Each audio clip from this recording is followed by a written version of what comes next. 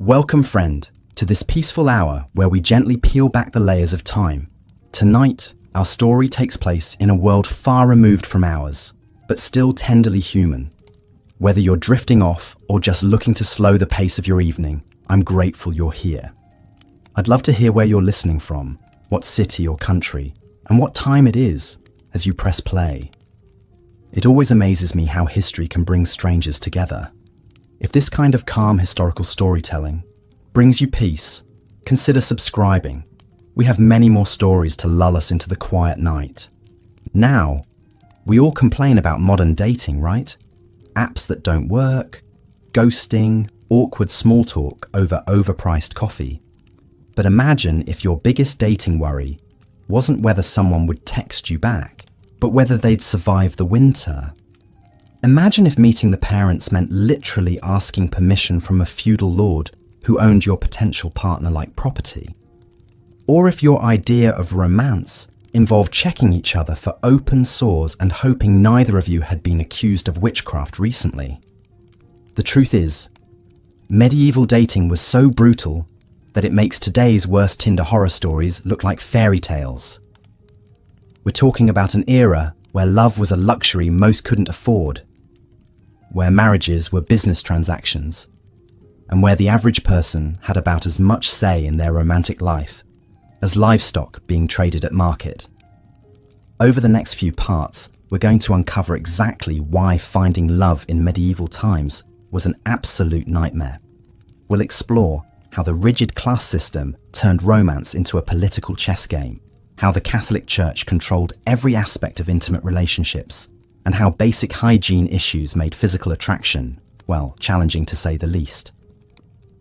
But here's what's really shocking. Many of the dating problems we think are uniquely modern actually have their roots in these medieval disasters. The pressure to marry young? Medieval invention. Arranged relationships. They basically created the template.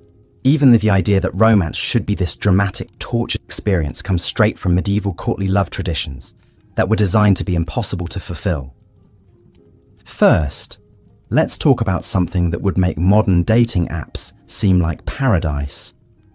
The complete and utter lack of choice that defined medieval romance. If you think your dating pool is limited now, imagine living in a village of maybe 50 people, where half are related to you, a quarter are already married, and the rest are either too young, too old, or have been claimed by the local lord for political marriages. In medieval society, your romantic options weren't determined by compatibility, shared interests, or even basic attraction. They were determined by your social class, your family's financial situation, and often by people who had never even met you.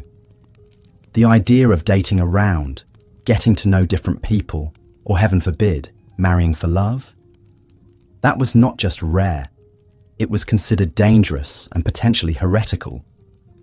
For peasants, which made up about 90% of the population, romance was essentially a luxury they couldn't afford. When you're working from sunrise to sunset just to survive, when a bad harvest means your family starves, and when your entire life is controlled by a feudal lord who sees you as barely more than property, finding love becomes a secondary concern to finding someone who can help you not die. Most peasant marriages were arranged by families based on practical considerations. Can this person work the land? Do they come with a dowry of livestock or tools? Are they healthy enough to bear children and work until they drop dead in their 30s? Romance wasn't even part of the equation, because romance was seen as a dangerous distraction from the serious business of survival. And here's where it gets really dark. Even if you did find someone you genuinely cared about, there was no guarantee you'd be allowed to marry them. Feudal lords had the right to approve or deny marriages among their serfs, and they often used this power as a form of control. If you were a productive worker, your lord might refuse to let you marry someone from another village because losing you would hurt his economic interests. But surely the nobility had it better, right? They had wealth, power, and the luxury of choice that peasants could only dream of. Well, not exactly. If anything, Noble marriages were even more calculated and loveless than peasant ones, because the stakes were so much higher. When you're part of the ruling class, your marriage isn't just about your personal happiness, it's about military alliances, territorial control, and political power that could affect thousands of people. Noble children, especially daughters, were essentially treated as valuable trading cards in a complex game of medieval politics. A young noblewoman might find herself betrothed to a man she'd never met, possibly decades older than her, purely because her marriage would secure a military alliance or settle a territorial dispute. Her feelings about this arrangement were not just irrelevant. Expressing dissatisfaction with an arranged marriage could be seen as treason against her family's interests. And let's talk about age, because this is where medieval dating gets truly disturbing by modern standards. The concept of childhood as we understand it didn't really exist in medieval times. Girls were often betrothed as young as 7 years old, with marriages typically consummated when they reached what was considered marriageable age, which was often as young as 12 or 13. These weren't marriages between children, which would have been unusual even then. These were marriages between young girls and often much older men, arranged for political or economic reasons. A 12-year-old girl might find herself married to a 30-year-old man she'd met once at the betrothal ceremony, expected to manage a household, bear children, and navigate complex political relationships while still being, by any reasonable standard, a child herself. The mortality rates tell the whole horrifying story. Many young women died in childbirth, not just because medieval medicine was primitive, but because their bodies simply weren't ready for pregnancy and childbirth. The pressure to produce male heirs meant that surviving a first pregnancy was often followed immediately by attempts at a second, then a third, until either a son was born or the woman died trying. For men, the situation wasn't much better, just different. Young noble men might have slightly more freedom in their romantic choices, but they were still expected to marry for political advantage rather than personal preference. And if they were younger sons with no inheritance prospects, they might be forced into the church, whether they had a religious calling or not, effectively removing them from the marriage market entirely. But here's what makes this even more twisted. The medieval period actually invented the concept of romantic love that still tortures us today. The tradition of courtly love, popularized by troubadours and poets, created this idealized vision of romance that was deliberately designed to be impossible to achieve. Courtly love typically involved a knight falling desperately in love with a married noblewoman, then spending years performing increasingly elaborate acts of devotion while never actually consummating the relationship. This wasn't just entertainment. It was a social safety valve that allowed people to fantasize about passionate romance while maintaining the rigid marriage structures that kept society stable. The problem is, this tradition created the idea that true love should be tortured, impossible, and preferably tragic. It gave us the notion that if love comes too easily, it's not real love. Sound familiar? This medieval invention is still messing with our heads today, making us think that healthy, straightforward relationships are somehow less romantic than dramatic, complicated ones. And we haven't even gotten to the practical horrors yet. Imagine trying to be romantic in a world where most people had never brushed their teeth, where bathing was considered potentially dangerous to your health, and where the average person's idea of perfume was rubbing themselves with herbs to mask the smell of months without washing. Physical attraction, which we take for granted as a basic component of romance, was complicated by the simple fact that most people looked and smelled absolutely terrible by modern standards. Dental hygiene was non-existent, leading to widespread tooth loss and breath that could probably kill small animals. Skin diseases were rampant, from simple acne to serious conditions like scrofula, which caused visible growths and sores. But perhaps most disturbing of all was how the medieval understanding of sexuality and desire was shaped by religious doctrine that viewed physical pleasure as inherently sinful. The Catholic Church taught that sexual desire, even within marriage, was a necessary evil to be endured for the purpose of procreation, not enjoyed. This created a culture where expressing sexual desire, especially for women, was seen as evidence of moral corruption. Women who showed too much interest in physical pleasure were suspected of being in league with the devil. Men were expected to control their desires, but women were expected to barely have any desires at all. The result was a dating culture, if we can even call it that, where the very foundations of romantic attraction, physical chemistry, emotional connection, and shared pleasure were viewed with suspicion and often outright hostility. And this is just the beginning. We haven't even talked about how the church controlled every aspect of romantic relationships, how disease and death made long-term planning impossible, or how the constant threat of violence turned every potential romance into a potential tragedy. Medieval dating wasn't just difficult, it was a nightmare that combined the worst aspects of arranged marriage, religious extremism, and brutal social inequality into a system that treated love as either a dangerous luxury or a useful tool for political control. So the next time you're frustrated with modern dating, remember that at least you get to choose your own partners, express your desires without being accused of witchcraft, and generally expect to live long enough to see how the relationship turns out. Because in medieval times, even those basic freedoms were revolutionary concepts that most people could only dream about. As dawn broke over the cramped villages of medieval Europe, the harsh realities of courtship became even more apparent in the stark light of day. But if you think the social restrictions we discussed were bad, wait until you hear about the physical dangers that came with medieval romance. Because in a world without modern medicine or basic hygiene, even holding hands could literally be a matter of life and death. Picture this.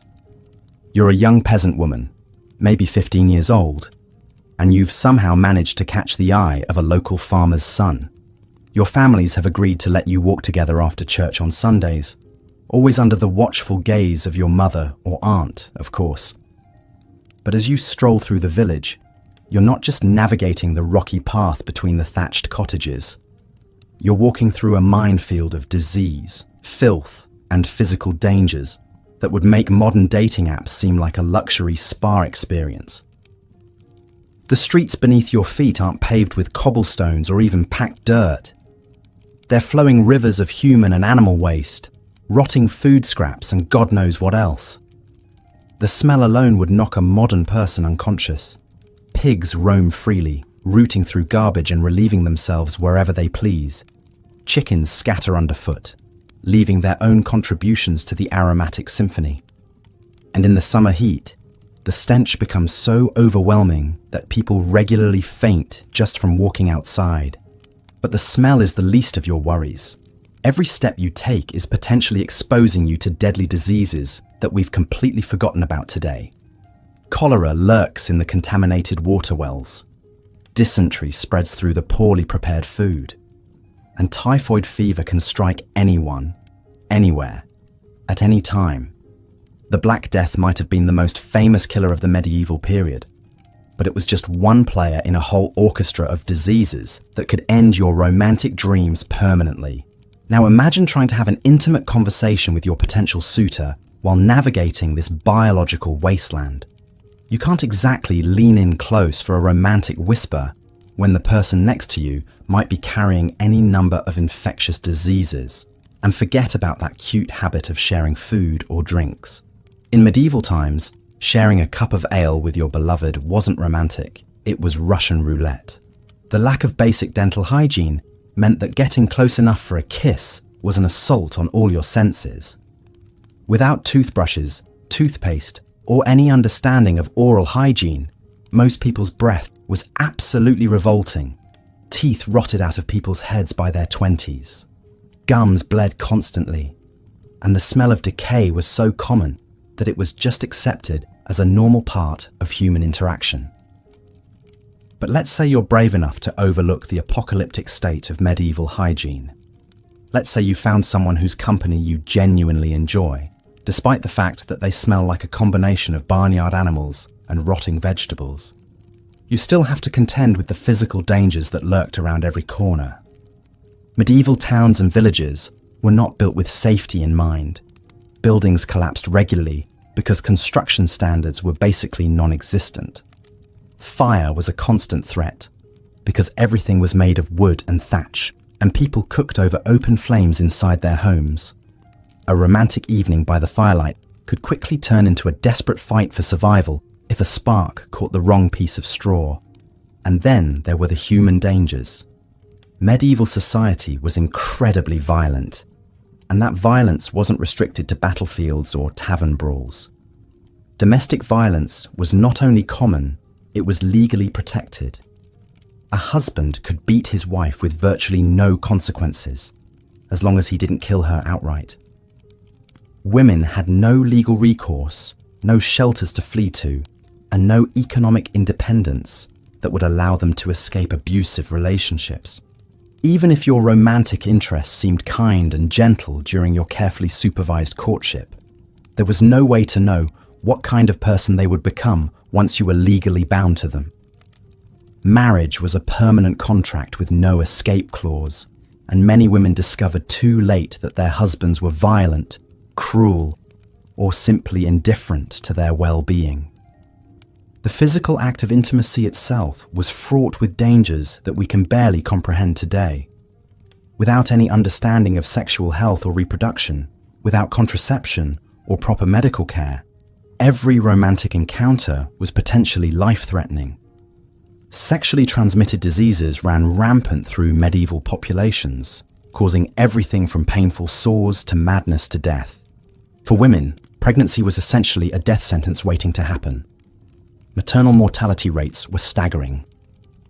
It's estimated that between 1 in 10 and 1 in 4 women died in childbirth, and those who survived often suffered from complications that plagued them for the rest of their lives. Imagine trying to enjoy your wedding night, knowing that every act of intimacy could lead to a pregnancy that might kill you. And if you did survive childbirth, you'd likely face it again and again. Without reliable contraception, most married women were pregnant almost constantly from their wedding day until menopause or death, whichever came first. The average medieval woman who survived to adulthood could expect to give birth to 6 or 7 children, though many of those children wouldn't survive their first year. The infant mortality rate was so high that parents often didn't even name their children until they were several months old, because the chances of the baby dying were simply too great to risk the emotional attachment. Imagine the psychological toll of losing child after child, of never knowing if this pregnancy would be the one that killed you, of watching your body break down from the constant cycle of pregnancy and childbirth. But even if you managed to navigate all these physical dangers, even if you found a partner who was kind and gentle, even if you survived multiple pregnancies and childbirth, you still had to contend with the simple, brutal fact that life in medieval times was short and unpredictable. The average life expectancy was somewhere between 30 and 40 years old. This wasn't because people aged faster, but because so many died young from disease, violence, or accidents that it dragged down the average. If you were lucky enough to survive childhood, you might live to see 50 or 60, but you'd be considered ancient by medieval standards. This meant that most romantic relationships were tragically brief. You might marry at 15 and be widowed by 25. You might finally find true love only to watch your partner waste away from a disease that would be easily treatable today. The constant presence of death cast a shadow over every relationship, every moment of happiness. And yet, despite all these overwhelming obstacles, despite the disease and violence and early death, people still fell in love. They still wrote poetry and sang songs about their beloved. They still risked everything for a chance at happiness, however brief it might be. In some ways, this makes medieval romance more poignant, not less. When life was so uncertain, and death was always lurking just around the corner, every moment of connection, every gentle touch, every shared smile became infinitely precious. People didn't have the luxury of taking love for granted because they knew how quickly it could be snatched away. But it also meant that romantic relationships were often desperate and intense in ways that we might find uncomfortable today. When you might only have a few years together, when pregnancy could be a death sentence, when disease could strike at any moment, love became a high-stakes gamble with everything on the line. The physical dangers of medieval dating weren't just inconveniences or minor health risks. They were existential threats that shaped every aspect of how people approached romance and relationships. The very act of falling in love was an act of incredible courage in the face of overwhelming odds. As we continue our journey through the nightmare of medieval dating, we'll explore how these physical dangers combined with social restrictions and economic realities to create a system of courtship that was unlike anything we can imagine today. Because if you think dodging diseases and death was challenging, wait until you hear about the economic factors that could make or break a medieval romance before it even began. Why dating was a nightmare in medieval times, Part 3. But while clan warfare, church oppression, and social constraints made daily life unbearable, perhaps nowhere was medieval brutality more apparent than in the realm of romance and relationships. If you thought modern dating was complicated, imagine trying to find love in an era where a simple kiss could literally kill you, where marriages were business transactions, and where the very act of courtship was governed by a toxic mix of religious zealotry and aristocratic manipulation. The medieval approach to love and marriage was so fundamentally twisted that it would make even the most dysfunctional modern relationship look like a fairy tale. This wasn't just about arranged marriages or lack of choice. This was a systematic destruction of human intimacy, wrapped in the false promise of chivalric romance and divine blessing. Let's start with the most basic element of any romantic relationship: physical attraction and intimacy. In medieval times, even the slightest physical contact between unmarried individuals was considered a grave sin that could damn your soul for eternity. The Catholic Church had turned human sexuality into something so shameful and terrifying that people genuinely believed a passionate kiss might send them straight to hell. But it wasn't just religious guilt that made physical intimacy dangerous. It was literally life-threatening. Without any understanding of hygiene or disease transmission, intimate contact was a game of Russian roulette. Sexually transmitted diseases ran rampant through medieval society, and there was no treatment, no cure, and often no understanding of how these ailments spread. Syphilis, which arrived in Europe during the late medieval period, was particularly devastating. The disease would eat away at people's faces, leaving them hideously disfigured before driving them insane and ultimately killing them. Imagine trying to build a romantic relationship when physical intimacy carried the very real risk of a slow, agonizing death. For women, the dangers were even more extreme. Pregnancy was essentially a death sentence that you might survive. Maternal mortality rates were astronomical, with some estimates suggesting that 1 in 3 women died during childbirth. This wasn't just about lack of medical knowledge. Medieval society actively made pregnancy more dangerous through their beliefs and practices. Medieval medical texts claimed that women were essentially defective men, with bodies that were cold and wet rather than hot and dry. This fundamental misunderstanding of female anatomy meant that medical treatments for pregnant women were often harmful or deadly. Physicians might prescribe bloodletting to balance the humors, or recommend herbs that were actually toxic to developing fetuses. The church made things worse by teaching that the pain of childbirth was God's punishment for Eve's original sin. This meant that attempts to ease labor pain were considered blasphemous. Women were expected to suffer in agony as a form of divine penance, and any attempt to reduce their pain was seen as interfering with God's will. But let's say you survived courtship, avoided disease, and made it through pregnancy alive. The actual structure of medieval marriage was designed to crush any possibility of genuine love or partnership. Marriage wasn't about two people choosing each other. It was a business transaction between families, with the bride as the commodity being traded. Fathers would negotiate bride prices and dowries like they were selling livestock. The bride herself had no say in the matter. She might meet her husband for the first time on her wedding day, or worse, she might be married to a man she found repulsive or terrifying. Her feelings, her desires, her hopes for the future were completely irrelevant.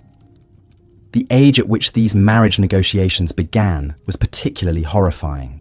Girls as young as 7 years old could be betrothed, and marriages were often consummated when the bride reached 12 or 13. These weren't marriages between children and other children. These were often arrangements between young girls and much older men, sometimes men old enough to be their grandfathers. Consider the case of Margaret Beaufort, who was married for the first time at age 6. She was widowed at age 7, remarried at age 9, and gave birth to her only child, the future King Henry VII, when she was just 13 years old. The traumatic birth left her unable to have more children and caused lifelong health problems. This wasn't unusual. This was the normal experience for noble women. For peasant women, the situation was different, but no less awful.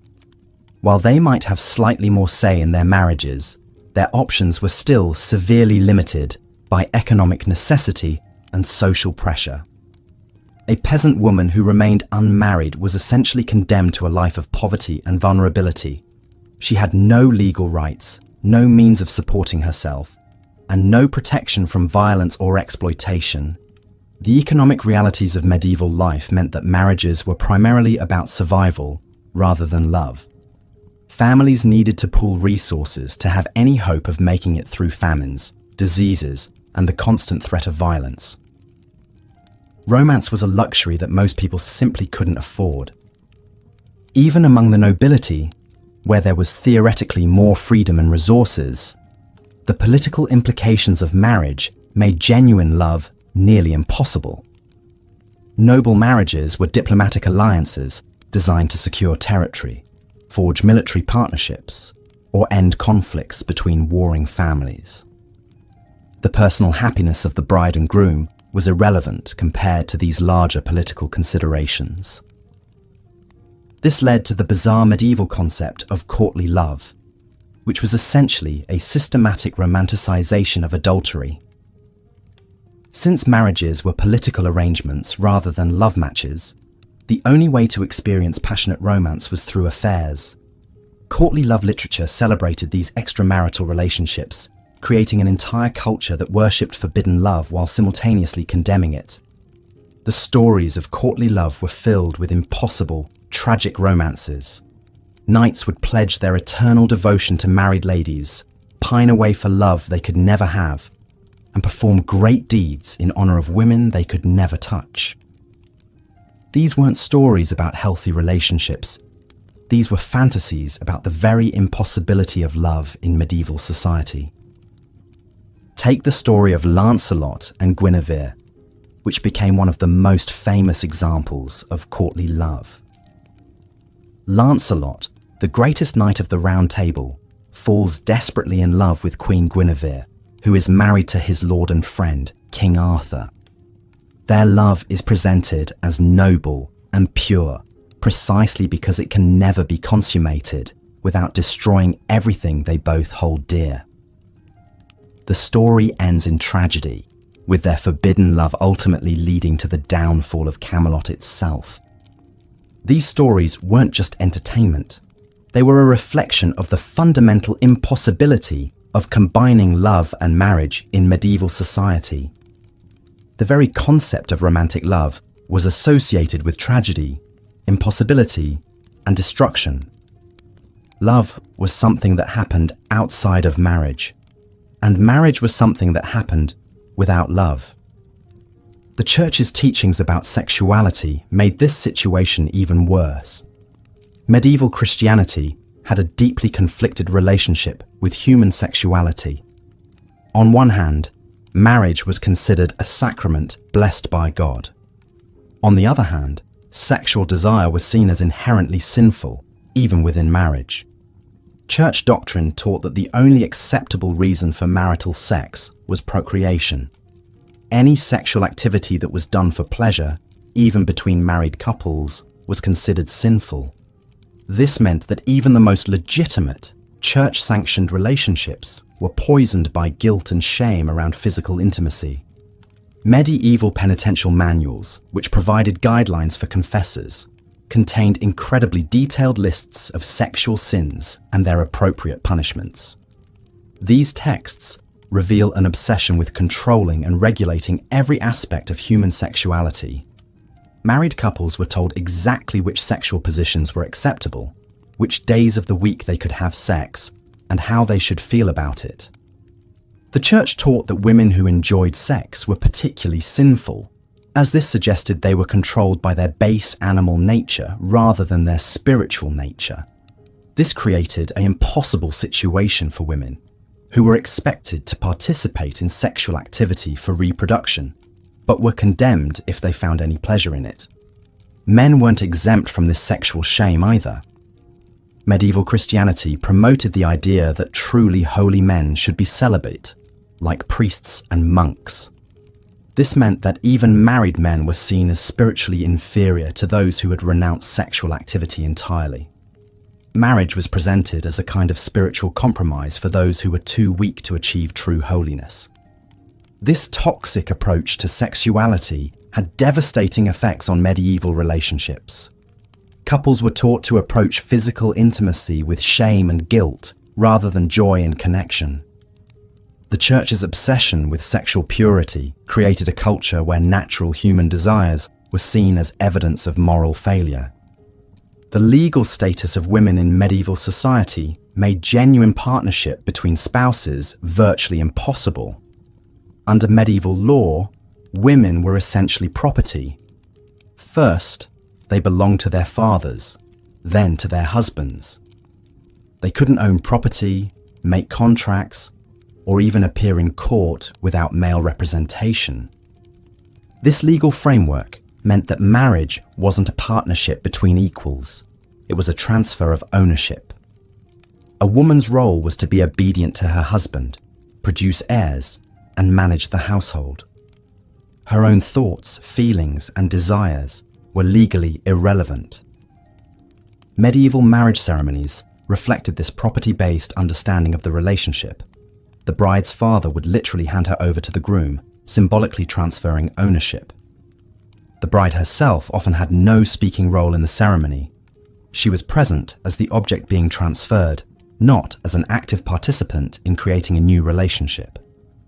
The concept of marital rape didn't exist in medieval law, because wives were considered to have given permanent consent to sexual activity when they married. A husband could force himself on his wife whenever he wanted, and she had no legal recourse. This wasn't seen as violence or abuse. It was seen as a husband exercising his legitimate rights over his property. Domestic violence was similarly normalized and legally protected. Medieval law explicitly gave husbands the right to physically discipline their wives, as long as they didn't cause permanent injury or death. The phrase rule of thumb allegedly comes from the medieval legal principle that a man could beat his wife with a stick as long as it was no thicker than his thumb. Women who tried to escape abusive marriages faced enormous obstacles. Divorce was nearly impossible to obtain, and even when it was granted, divorced women lost access to their children and any financial support. A woman who left her husband was essentially choosing homelessness and destitution over abuse.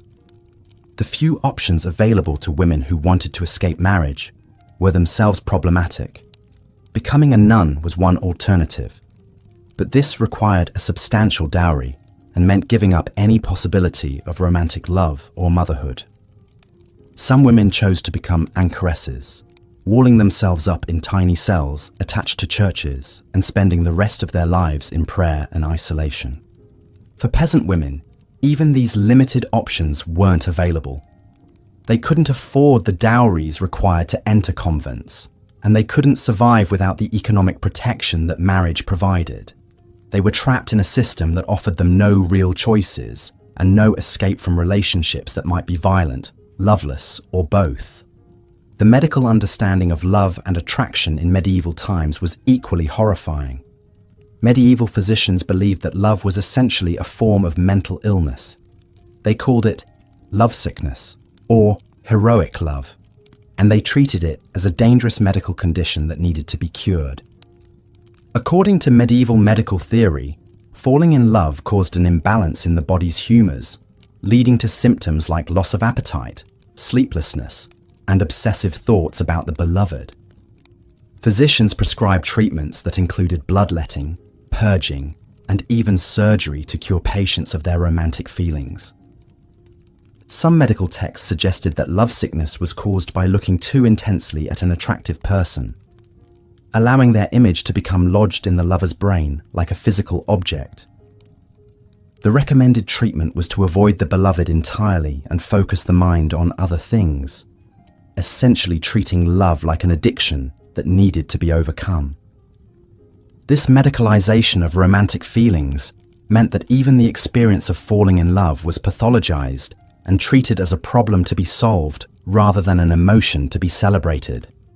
Young people who showed signs of romantic attachment were often subjected to medical interventions designed to cure them of their feelings.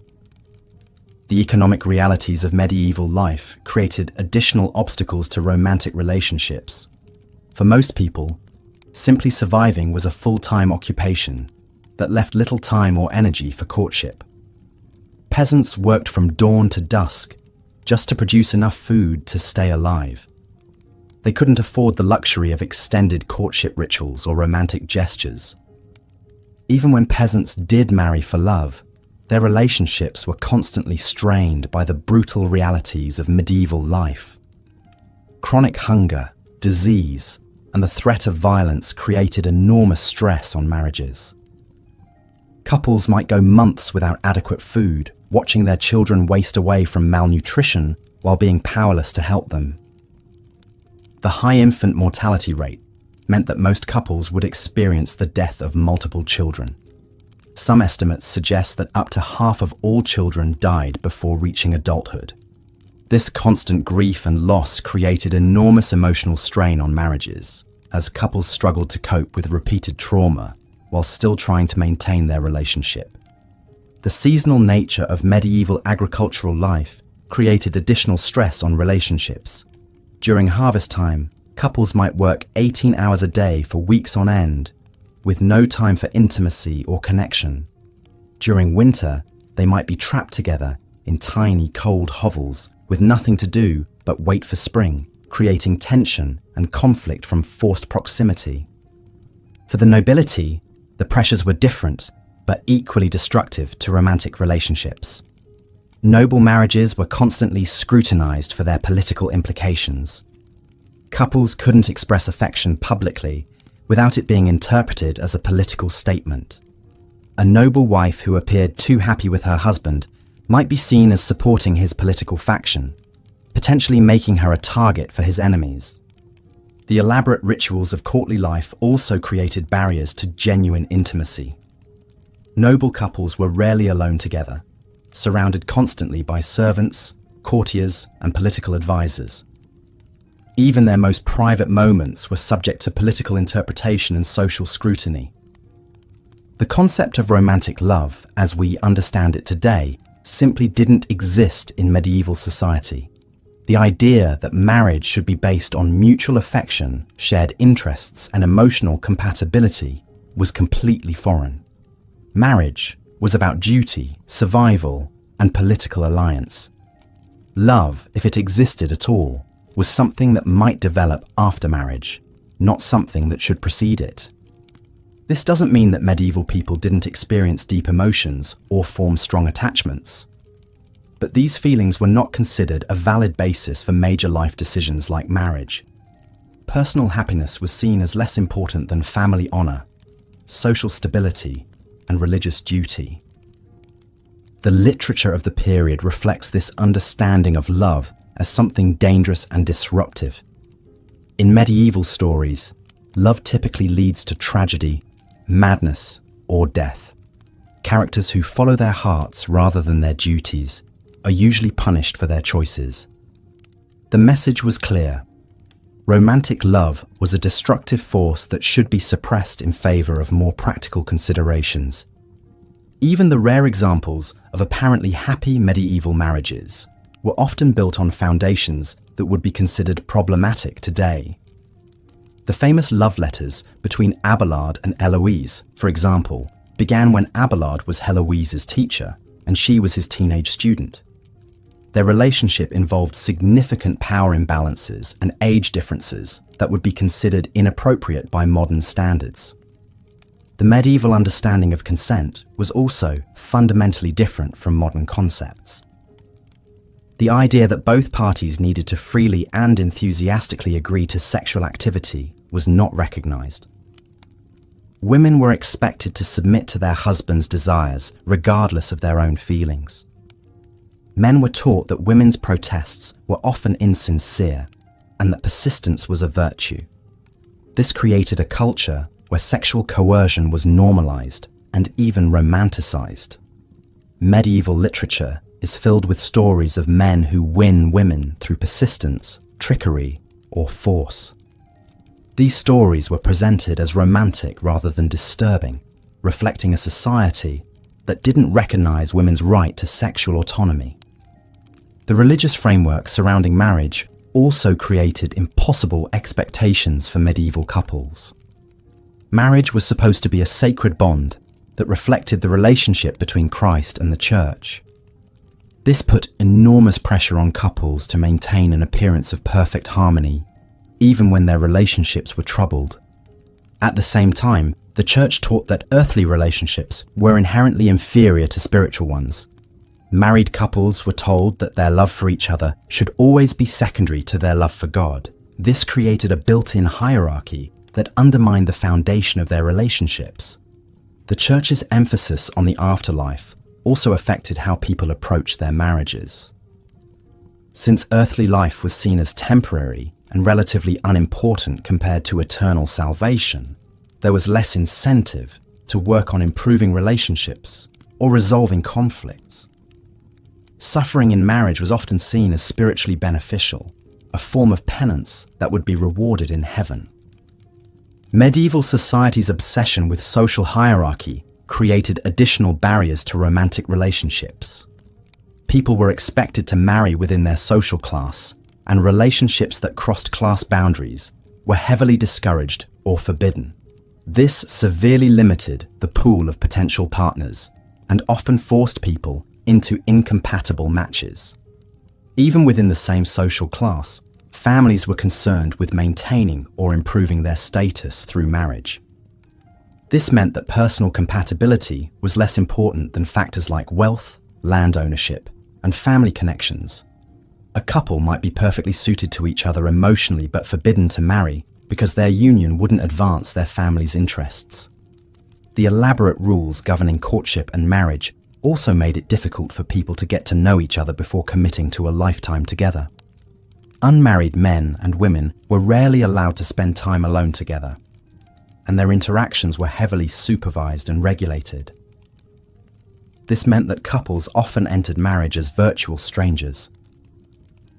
The physical living conditions of medieval life created additional challenges for romantic relationships. Most people lived in small, crowded spaces with little privacy. Peasant families often shared single-room houses with their livestock, while even noble households were crowded with servants and retainers. The lack of privacy made it difficult for couples to develop intimate connections or work through relationship problems. The constant threat of violence in medieval society also affected relationships. Men were expected to be warriors, ready to fight and die for their lords at any moment. This meant that women lived with the constant fear that their husbands might not return from the next battle or raid. The uncertainty made it difficult to plan for the future or invest emotionally in relationships. For women, the threat of sexual violence was constant and pervasive. During times of war, rape was considered a normal part of conquest. Even during peacetime, women had little protection from sexual assault, especially if they were from lower social classes. This created a culture of fear that made it difficult for women to feel safe in their relationships with men. The medieval legal system provided little recourse for victims of domestic violence or sexual assault. Women who accused men of rape were often not believed, and even when they were, the punishments were usually light. The legal system was designed to protect male authority and property rights, rather than individual safety or well-being. As we've seen throughout this exploration of medieval life, the prospects for finding genuine love and happiness in romantic relationships were nearly non-existent. The combination of religious oppression, social constraints, economic pressures, medical ignorance, legal inequality, and constant physical danger created a perfect storm of relationship dysfunction. Medieval dating wasn't just difficult or challenging. It was a systematic assault on human intimacy and connection. The very institutions that were supposed to support and protect relationships, the church, the legal system, the family structure, were designed in ways that made genuine love and partnership virtually impossible. When we look back at the medieval period, we often focus on the grand narratives of kings and battles, of cathedral building and crusades. But for the vast majority of people living through this era, the most fundamental human experience, the search for love and companionship, was corrupted by forces beyond their control. The medieval approach to romance created generations of people who were taught to fear their own desires, distrust their own feelings, and accept loveless relationships as normal and even virtuous. It's a sobering reminder of how social systems can shape and distort the most basic human experiences, and how far we've come in recognizing the fundamental right to love and be loved freely. Looking at your script summary and the reference videos, I'll continue with part 4, focusing on the complex dynamics of medieval relationships and the dangerous pursuit of love in an era where romance could literally be deadly. But even for those fortunate enough to find love within the confines of marriage, the medieval world presented countless threats to romantic happiness. Disease was perhaps the cruelest enemy of all lasting relationships. The average lifespan hovered around 30 years, meaning that most couples could expect their unions to be cut tragically short. A husband might watch helplessly as his wife succumbed to childbirth complications, or a bride might find herself widowed before her 20th birthday, when plague swept through their village. The Black Death alone destroyed millions of families across Europe. Imagine the horror of watching your beloved develop the telltale black swellings, knowing that within days they would be gone forever. Chronicles from the period describe entire households wiped out, leaving only empty beds and broken hearts. In some villages, so many died that there weren't enough survivors left to bury the dead properly. But disease wasn't the only threat stalking medieval lovers. Violence was a constant spectre hanging over every relationship. Wars between kingdoms, feuds between noble houses, and simple banditry could tear couples apart at any moment. A young man might ride off to fight in his lord's army, promising to return to his sweetheart, only to fall on some distant battlefield. His beloved would wait and hope, perhaps for years, never knowing if he was alive or dead. The story of Eleanor and Thomas illustrates this tragic reality perfectly. Eleanor was the daughter of a minor lord, promised in marriage to secure a political alliance. But she had fallen deeply in love with Thomas, a knight in her father's service. Their secret meetings in the castle gardens were the stuff of troubadour songs, stolen kisses beneath the moonlight, whispered promises of eternal devotion, dreams of somehow being together despite the impossible circumstances. When Thomas volunteered to join a crusade to the Holy Land, Eleanor begged him not to go, but his honor demanded it. And besides, he hoped that distinguishing himself in battle might somehow earn him the right to ask for her hand. They spent one last night together before his departure, making vows that only God could witness. Thomas never returned. Word came back that he had died of fever in some foreign land, his body buried in unmarked ground far from home. Eleanor was forced to marry her intended betrothed as planned, but those who knew her said she never smiled again. She bore her husband 3 children and lived to see grandchildren, but part of her had died with Thomas in that distant desert. Such stories were heartbreakingly common in medieval times. Love was a luxury that few could afford to pursue, and even fewer could hope to keep. The harsh realities of life in this brutal era meant that happiness was always temporary, always under threat from forces beyond anyone's control. For the peasant classes, the situation was even more dire. A farmer's wife might lose her husband to accident, disease, or simple exhaustion from backbreaking labor. Without his protection and income, she would face destitution unless she could quickly remarry. But finding a new husband while caring for young children was no easy task. Many widows were forced to beg, steal, or sell themselves just to survive. The church offered little comfort to those suffering from broken hearts. In fact, religious doctrine taught that earthly love was a distraction from divine devotion. Priests preached that too much affection for one's spouse could damn the soul, as it took attention away from proper worship of God. Marriages were meant to be partnerships for survival and procreation, not unions of passion and romance. This created a terrible paradox for medieval couples. The very emotions that made life bearable, love, desire, joy in each other's company, were considered spiritually dangerous. Husbands and wives were expected to care for each other, but not too much. They could find comfort in companionship, but passionate love was seen as a sin that needed to be confessed and atoned for.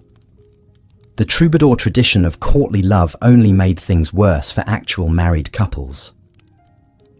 These elaborate fantasies of noble knights wooing unattainable ladies created impossible standards for real relationships. How could an exhausted farmer, competing with ploughing fields, measure up to the romantic ideals sung about in great halls? How could his wife, worn down by childbirth and endless labour, feel beautiful when compared to the ethereal maidens of poetry? The gap between romantic fantasy and harsh reality was enormous. While minstrels sang of eternal devotion and pure love, actual couples struggled just to keep their families fed and alive. Romance was a privilege of the wealthy and idle, not something ordinary people could afford to indulge in. Even physical intimacy was fraught with danger and shame. The church taught that sexual desire, even between married couples, was inherently sinful. Intercourse was only permissible for procreation, and even then, it should be approached with reluctance and minimal pleasure. Couples were forbidden from intimacy during Lent, Advent, feast days, fast days, Sundays, Wednesdays, Fridays, and Saturdays. When you calculated all the prohibited times, married couples were only supposed to be intimate for about 40 days per year. But perhaps most tragically of all, the constant threat of death meant that opening one's heart to love also meant accepting inevitable, devastating loss. In a world where children regularly died before their 5th birthday, where plague could strike without warning, where violence lurked around every corner, loving someone deeply was an act of extraordinary courage. Medieval people learned to guard their hearts out of necessity. Getting too attached to anyone, spouse, child, parent, friend, was a recipe for unbearable grief. Yet somehow, despite all these obstacles and dangers, love persisted. People continued to fall for each other, to risk everything for stolen moments of happiness, to build lives together, knowing how fragile and temporary they might be. The letters and poems that survive from this period reveal the same longing, passion, and heartbreak that humans have always experienced. A merchant writing to his wife during a long journey, a mother mourning a child lost to fever, a young couple planning their future together. Their words echo across the centuries, reminding us that beneath all the harsh realities of medieval life beat hearts that loved just as deeply as our own. As we reflect on these long-ago lovers, separated by death, duty, and circumstance, we can appreciate how fortunate we are to live in an age where love has a real chance to flourish, where medical care can extend our time together, where communication can bridge any distance, where we're free to choose our own partners and follow our hearts. The medieval world was indeed a nightmare for those seeking love, but their courage in loving anyway, despite impossible odds, perhaps makes their stories all the more beautiful and heartbreaking. Looking at the reference materials and your script summary, I'll continue the medieval dating narrative with part 5, focusing on the brutal realities of courtship and marriage in this harsh era. Yet even as love struggled to survive amid such brutality, the very act of courtship itself presented dangers that modern romantics could scarcely imagine. For in medieval times, the simple pursuit of affection could lead to violence, scandal, or even death. Consider the treacherous world of medieval matchmaking, where marriages were arranged like military alliances, and courtship was a battlefield of competing interests. Young men seeking a bride faced not just the challenge of winning a woman's heart, but navigating a labyrinth of family politics that could turn deadly at a moment's notice. A poorly chosen romantic gesture or an unauthorized advance could spark blood feuds that lasted generations. The story of Thomas de Ashby illustrates these perils perfectly. A minor knight's son in 14th century England, Thomas fell deeply in love with Margaret, the daughter of a rival family. Their secret courtship seemed innocent enough. Stolen glances across the manor hall, whispered conversations in shadowed alcoves, the exchange of small tokens of affection.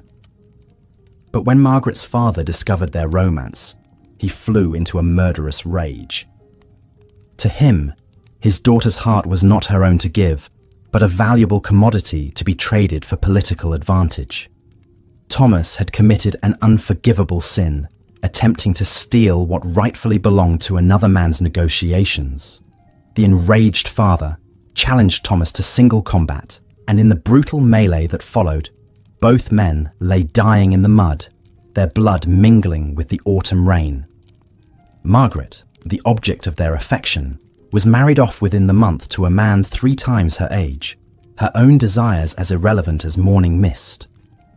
Such tragedies were commonplace in an era where love was viewed as a dangerous disruption to carefully laid plans. Young people learned early that their hearts were not their own, that romantic feelings were luxuries the practical world could not afford.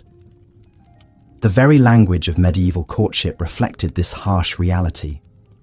A man did not woo a woman, he negotiated for her. Parents did not consider their children's happiness, they calculated dowries and bloodlines.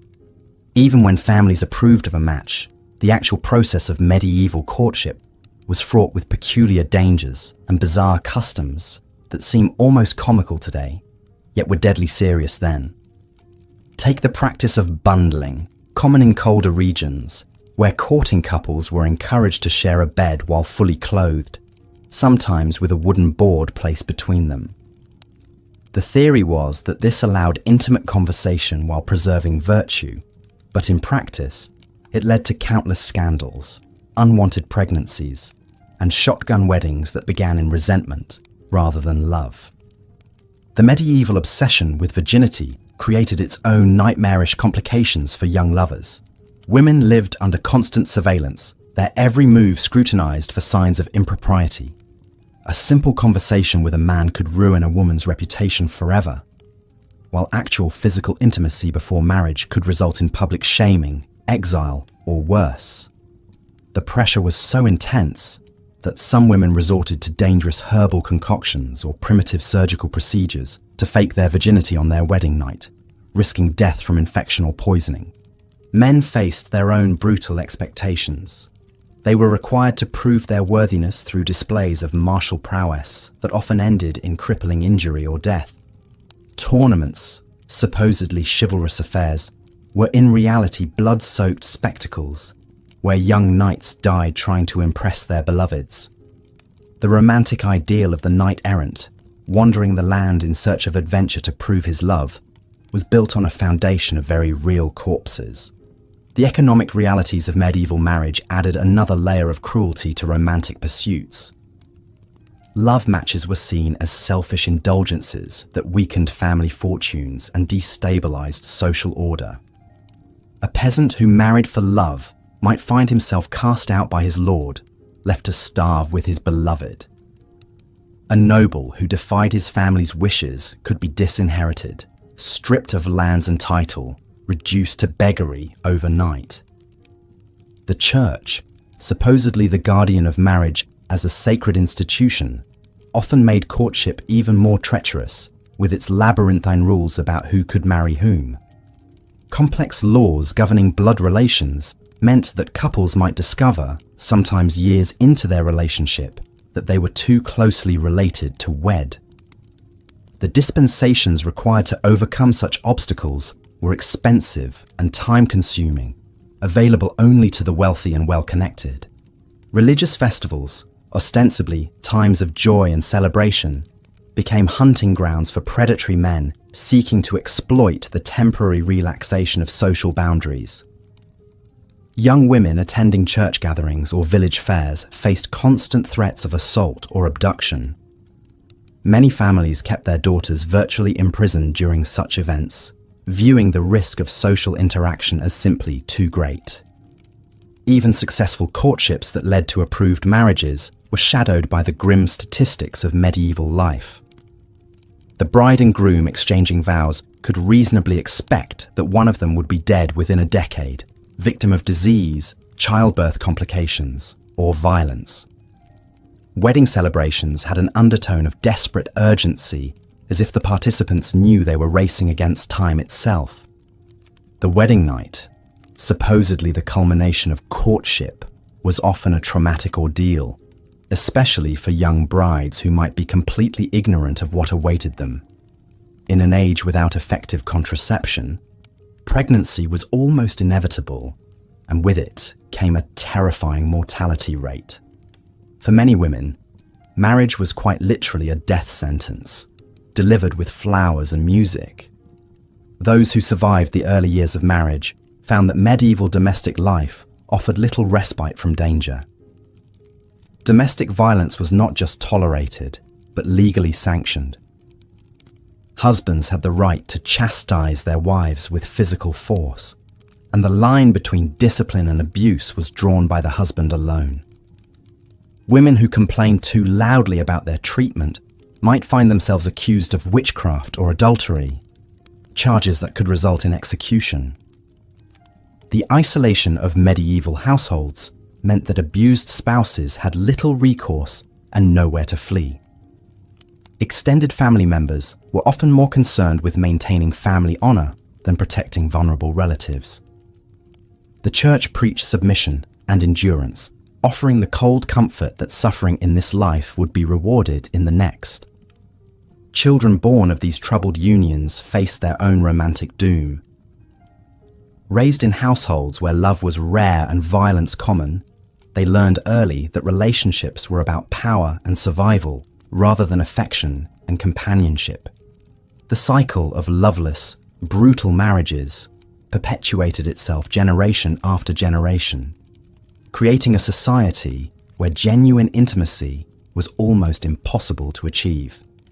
Yet perhaps most tragically of all, there were those who did find true love in this harsh world, only to watch helplessly as circumstances beyond their control tore them apart.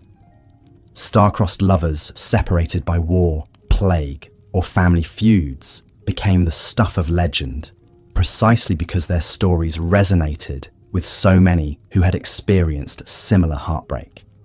The literature of the period is filled with tales of lovers who chose death rather than separation, Romeo and Juliet being merely the most famous example of a theme that appeared countless times in medieval romance.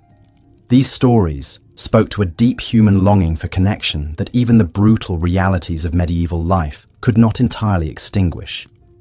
As we reflect on this catalogue of romantic horrors, it becomes clear that dating was indeed a nightmare in medieval times. A dangerous game played with hearts and lives in a world that offered little protection for the vulnerable and even less tolerance for the inconvenient demands of love. The next time we complain about the complexities of modern romance, perhaps we should spare a thought for our ancestors, who faced not just broken hearts, but broken bones, exile and death in their pursuit of human connection. Why dating was a nightmare in medieval times. Part 6. Now, if you thought the rigid marriage arrangements and brutal customs we've explored were the worst of medieval romance, we're about to delve into something even more disturbing. Because beyond the social restrictions and political machinations lay a web of superstitions, religious hysteria, and paranormal beliefs that turn the simple act of falling in love into a potential death sentence. In the flickering candlelight of a medieval cottage, a young woman named Isabel carefully braided herbs into her hair, whispering ancient words her grandmother had taught her. She wasn't casting spells or communing with dark forces. She was simply trying to attract the attention of Thomas, the blacksmith's son, using folk remedies that had been passed down through generations of village women. But in an age where the line between medicine and magic was razor thin, such innocent actions could easily be misconstrued as witchcraft. The medieval world was absolutely saturated with supernatural beliefs that directly impacted romantic relationships. Love itself was often viewed through a lens of suspicion and fear. If someone fell suddenly and passionately in love, it might be attributed to love potions, enchantments, or demonic influence rather than natural attraction. Women in particular were seen as susceptible to supernatural manipulation, and any woman who displayed unusual beauty, intelligence, or independence risked being branded as a witch or sorceress. The Church's teachings on sexuality created an atmosphere of terror around physical desire. Lust was considered one of the 7 deadly sins, and any intense romantic or sexual feeling could be interpreted as evidence of demonic possession or corruption. This meant that the very emotions that draw people together were treated as dangerous spiritual threats. Young people were taught to be deeply suspicious of their own feelings, creating a psychological minefield around the development of romantic relationships. Consider the plight of a young man named Edmund, who lived in 14th century England. When he found himself powerfully attracted to a local merchant's daughter, he didn't celebrate these feelings or see them as natural human emotions. Instead, he was tormented by the possibility that his desires were sinful, that he was being tempted by Satan, or that the woman herself might be using supernatural means to ensnare him. This kind of psychological torture was commonplace, turning what should have been joyous romantic awakening into a source of guilt, fear, and spiritual crisis. The belief in love magic was both widespread and dangerous. It was commonly accepted that certain individuals, particularly older women, with knowledge of herbs and folk remedies, could create potions and spells to influence romantic feelings. While some of these beliefs led to harmless folk practices, they also created a climate where women could be accused of witchcraft for the most innocent actions. A woman who was skilled in herbalism, who lived alone, or who was simply disliked by her neighbors could find herself facing accusations of using supernatural powers to manipulate men's affections. The witch trials that plagued Europe from the 15th through 17th centuries had a devastating impact on romantic relationships. Women lived in constant fear that their actions, words, or even their appearance might be interpreted as evidence of supernatural powers. This created an atmosphere of suspicion and terror that poisoned relationships between men and women. Men were taught to be wary of women who were too beautiful, too intelligent, or too independent, as these qualities might indicate supernatural influence. The legal system provided no protection for those accused of love magic or witchcraft.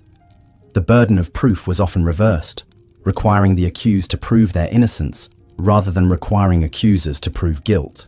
Confessions were extracted through torture, and the methods used to identify witches were based on superstition rather than evidence. A woman might be condemned to death simply because a man claimed she had bewitched him into loving her, or because someone in the community believed she had used magic to steal another woman's husband. The story of Agnes Waterhouse, one of the first women executed for witchcraft in England in 1566, illustrates how romantic relationships could become entangled with accusations of supernatural crime. Agnes was an elderly widow who lived alone and was known for her knowledge of herbal remedies. When several young men in her village experienced unrequited love or romantic disappointments, rumors began to spread that Agnes was using magic to interfere with their romantic lives.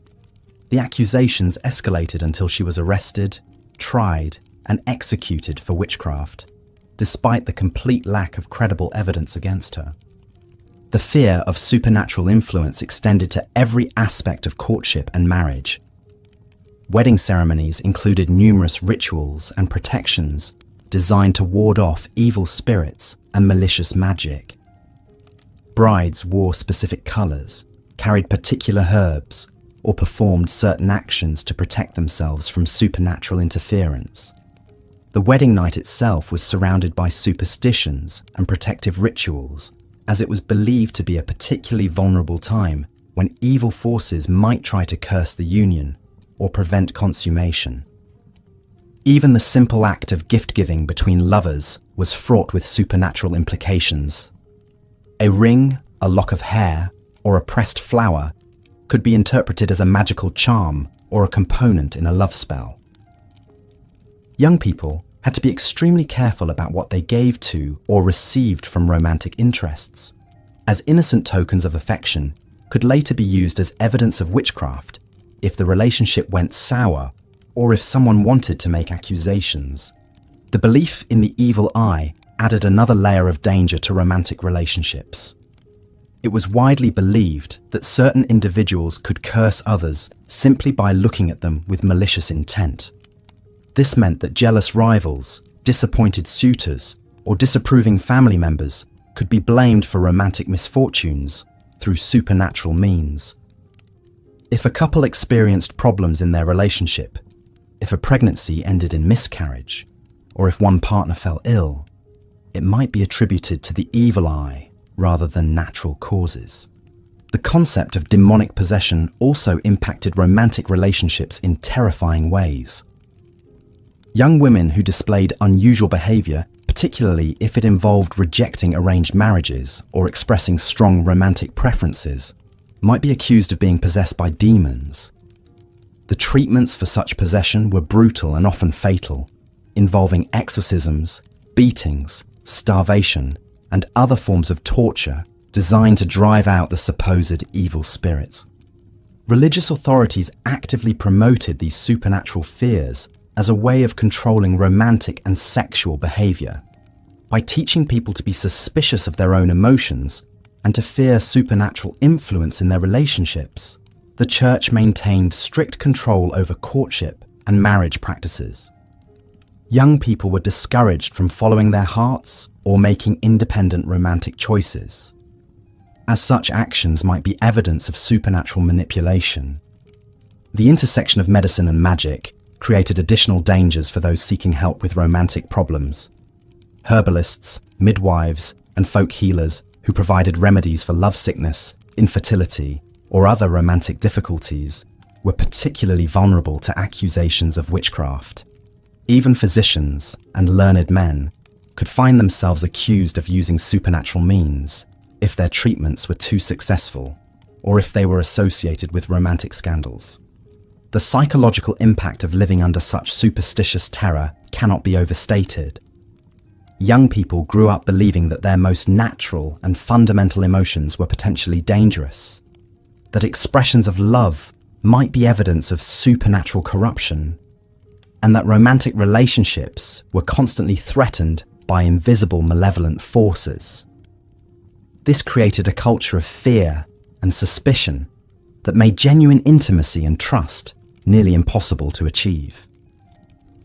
The documentation from medieval and early modern court records reveals the devastating human cost of these supernatural beliefs. Countless women were tortured and executed on charges related to love magic or romantic witchcraft. Families were torn apart by accusations and suspicions. Communities were divided by fear and paranoia. The very bonds that should have brought people together became sources of danger and terror. The irony is that many of the practices condemned as supernatural were actually based on genuine knowledge of herbs, psychology, and human behavior. Women who understood how to use certain plants to improve health, who could read people's emotions and provide good advice, or who simply had the confidence to live independently, were often the ones accused of witchcraft. The systematic persecution of such women represented not just an attack on individuals, but a broader assault on female knowledge and autonomy. The belief in supernatural influence also served as a convenient excuse for men who wanted to escape responsibility for their romantic choices. A man who abandoned his wife for another woman could claim he had been bewitched. A nobleman who broke an engagement could argue that he had been under supernatural influence. These accusations allowed men to avoid the social and legal consequences of their actions, while simultaneously destroying the lives of the women they blamed. The fear of love magic extended even to the highest levels of society. Royal marriages were surrounded by elaborate protective rituals, and court physicians were constantly on guard against supernatural threats to royal romantic relationships. Kings and queens employed specialists in counter magic to protect against romantic curses, and political enemies might be accused of using supernatural means to interfere with royal marriages or fertility. The artistic and literary culture of the medieval period both reflected and reinforced these supernatural fears.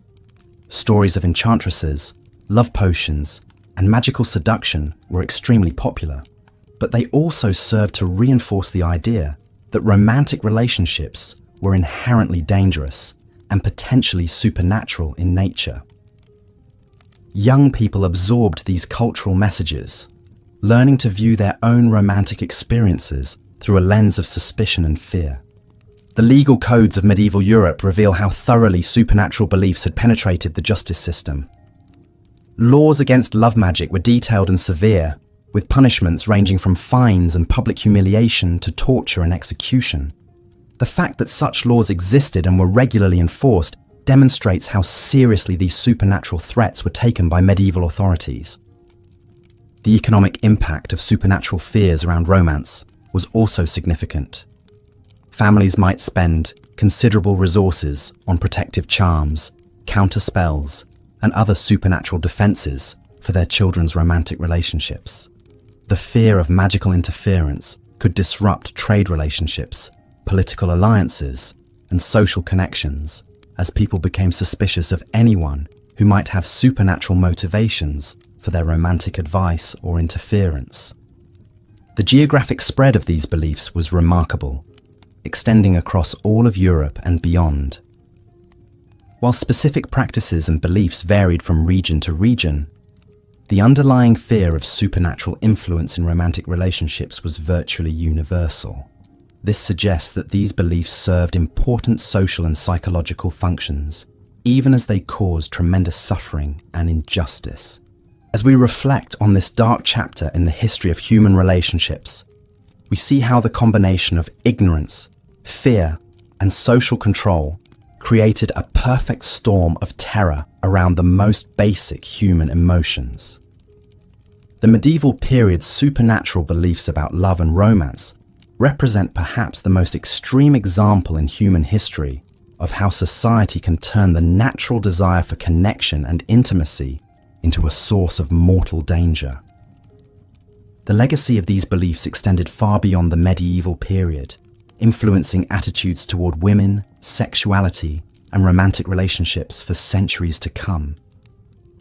The witch trials of the early modern period, the persecution of women healers and midwives, and the broader cultural suspicion of female independence all had their roots in the medieval period's supernatural fears around romance and sexuality. In examining this aspect of medieval romantic life, we gain insight not just into the past, but into the ongoing human tendency to fear and demonize what we don't understand.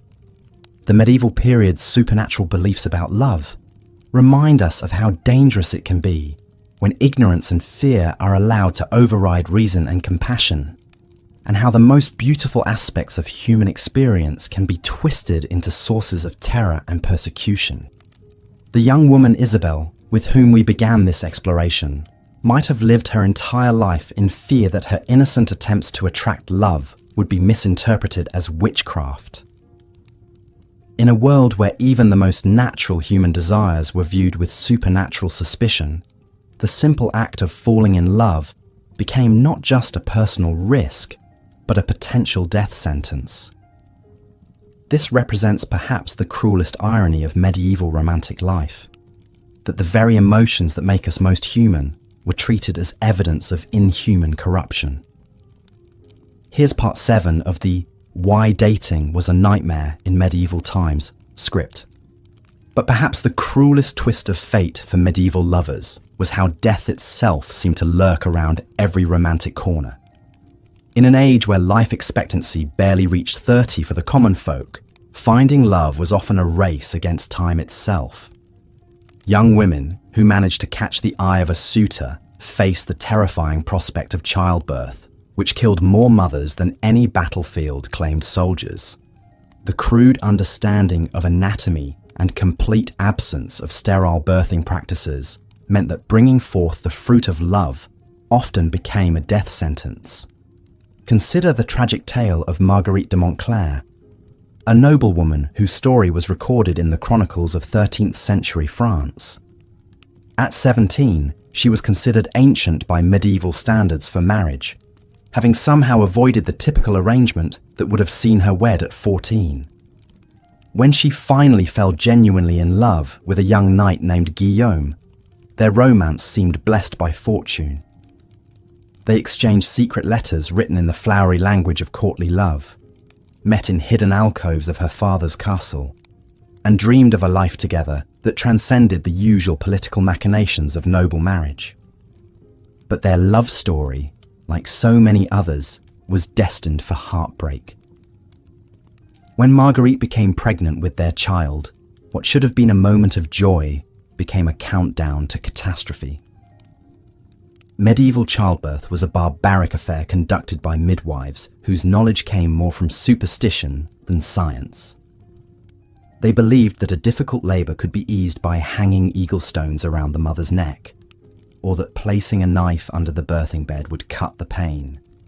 When complications arose, as they inevitably did, their solutions were often worse than the problems they tried to solve. Marguerite laboured for 3 agonising days, while Guillaume paced frantically outside her chamber door. The midwives burned aromatic herbs and chanted prayers, but they were powerless against the medical emergency unfolding before them. When she finally succumbed to what we now know was likely sepsis or hemorrhaging, Guillaume was left not only heartbroken, but also blamed by her family for her death. In their grief and rage, they accused him of bewitching their daughter, of leading her astray with unholy desires that God had punished with death. This wasn't an isolated tragedy, but rather the grim reality for countless medieval couples. Even if lovers managed to navigate the treacherous waters of social expectations, religious restrictions, and family politics, they still had to contend with the simple biological fact that love in the Middle Ages was often cut short by death. Infectious diseases swept through communities with terrifying regularity, claiming young and old alike. The Black Death alone killed an estimated 1/3 of Europe's population in the 14th century, leaving behind countless widows and widowers who had barely begun their lives together. The constant presence of death created a peculiar intensity to medieval romance. Lovers couldn't afford the luxury of long courtships or gradual emotional development. When life could end at any moment from plague, injury, or childbirth, every stolen kiss carried the weight of potential finality. This urgency infused medieval love poetry with a desperate quality that modern readers often find both beautiful and heartbreaking. The famous troubadour songs of unrequited love weren't just artistic conceits, but reflections of a world where love was frequently interrupted by the grave. But death wasn't the only spectre haunting medieval romance. The very act of falling in love was considered dangerous to one's spiritual well-being. The medieval church taught that passionate love was a form of spiritual sickness that could lead the soul astray from its proper devotion to God. This created an impossible paradox for young people whose hearts naturally yearned for connection and intimacy. They were told that the very feelings that made them most human were also the feelings most likely to damn them for eternity. The concept of romantic love as a positive force was so foreign to medieval thinking that when it began to emerge in the 12th century through the literature of courtly love, it was revolutionary and dangerous. The idea that a man might worship a woman with the same fervour typically reserved for the Virgin Mary was scandalous. The notion that sexual desire could be ennobling rather than degrading challenged the fundamental assumptions of medieval Christianity. Yet even this supposedly elevated form of love was fraught with peril, as it was typically adulterous in nature, celebrated the suffering of unfulfilled desire, and often ended in tragedy. The troubadour tradition that gave birth to our modern conception of romantic love was built on the foundation of impossible relationships. The knight who loved his lord's wife, the lady who pined for a man she could never marry, the young lovers separated by class or circumstance. These weren't seen as problems to be solved, but as the very essence of pure love. The idea was that love became more perfect the more it was denied physical fulfillment, creating a culture that simultaneously celebrated and tortured young hearts. Medieval medical theory added another layer of danger to the act of falling in love.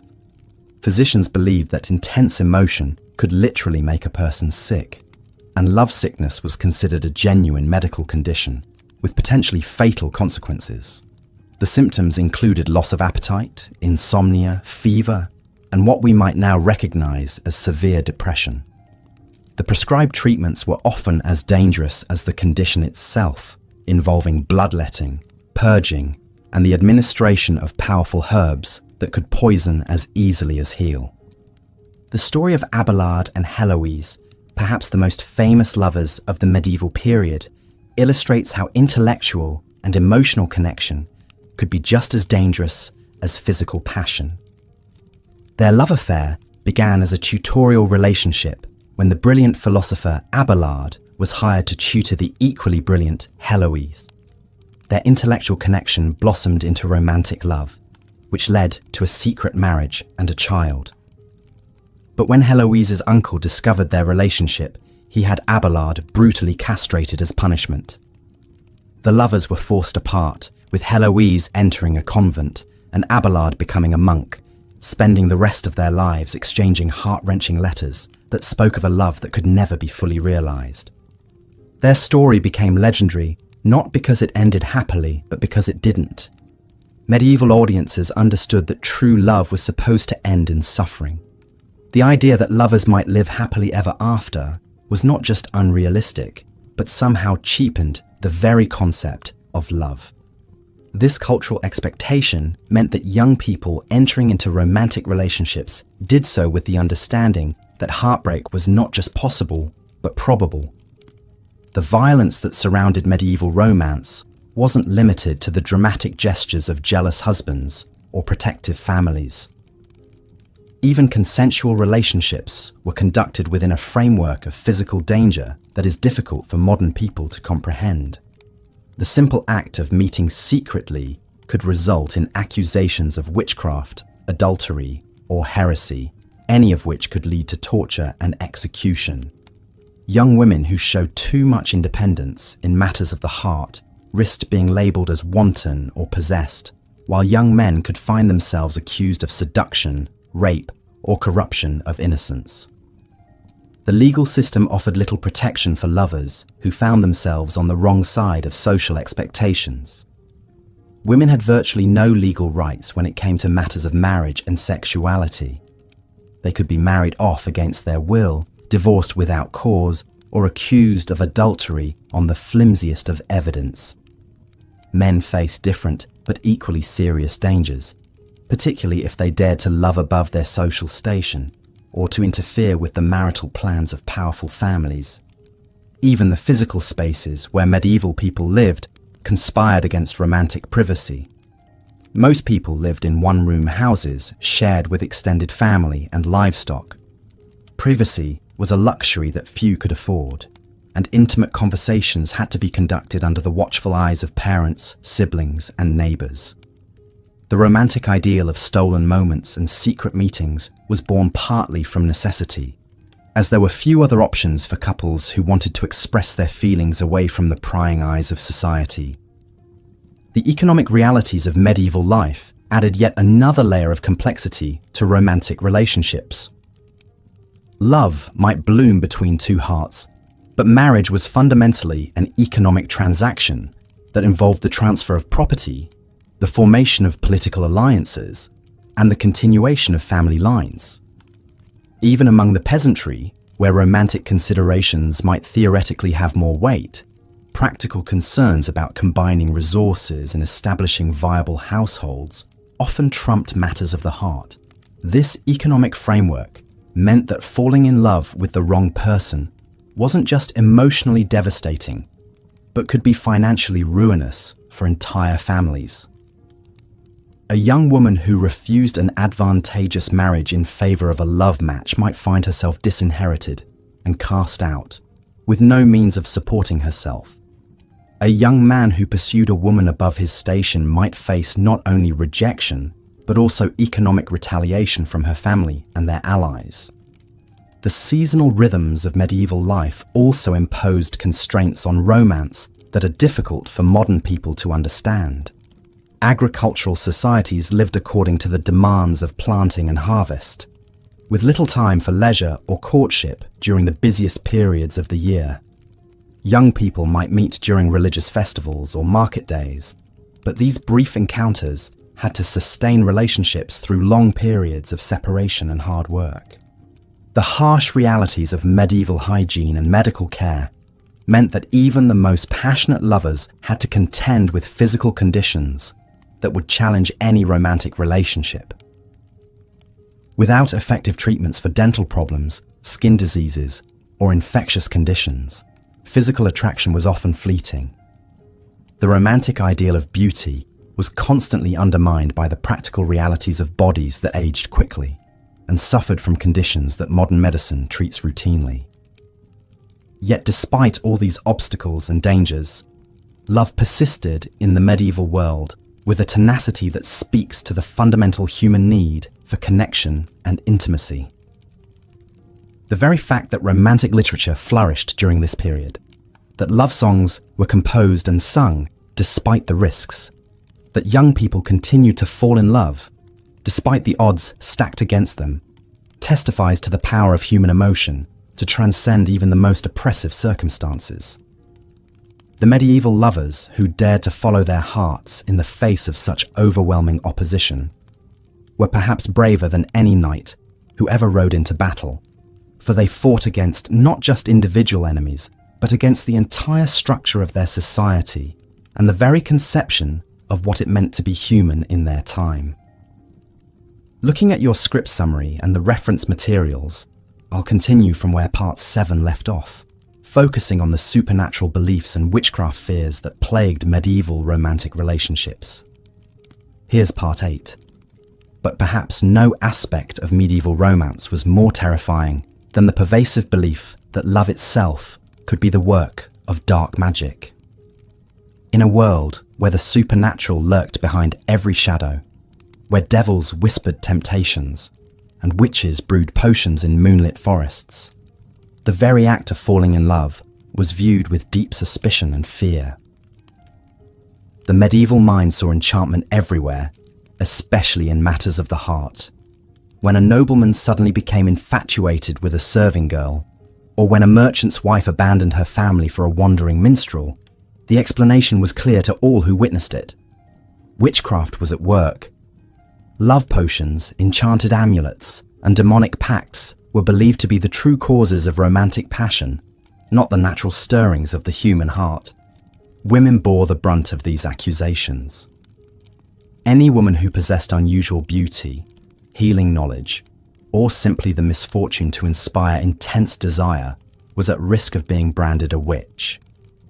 The very qualities that made someone attractive, intelligence, independence, a way with herbs or animals, were precisely the traits that medieval society associated with supernatural malevolence. Consider the tragic tale of Marguerite de Porret, a French mystic and author who lived in the late 13th century. Marguerite wrote passionate spiritual texts about divine love, describing her soul's union with God in language so fervent and sensual that it scandalized the church authorities. Her crime was not heresy in the traditional sense, but rather the dangerous act of a woman speaking openly about love, even divine love, with too much knowledge and too much passion. The Inquisition declared her a heretic, demanding she recant her writings and submit to male religious authority. When Marguerite refused to be silenced, refusing to acknowledge that her understanding of divine love was somehow corrupted or demonic, she was burned at the stake in Paris in 1310. Her books were ordered destroyed, though copies survived in secret, passed down by those who recognized the genuine spirituality in her words, rather than the supposed witchcraft her persecutors claimed to see. But Marguerite's fate was far from unique. Across medieval Europe, women who dared to speak of love, to practice healing arts, or to live independently faced similar accusations. The very act of inspiring desire in men was often seen as evidence of supernatural manipulation. If a married man abandoned his wife for another woman, the blame fell not on the man's choices, but on the supposed sorceress who had ensnared him with her dark arts. The fear of love magic permeated every level of society. Noble families hired priests to bless their marriages and ward off enchantments.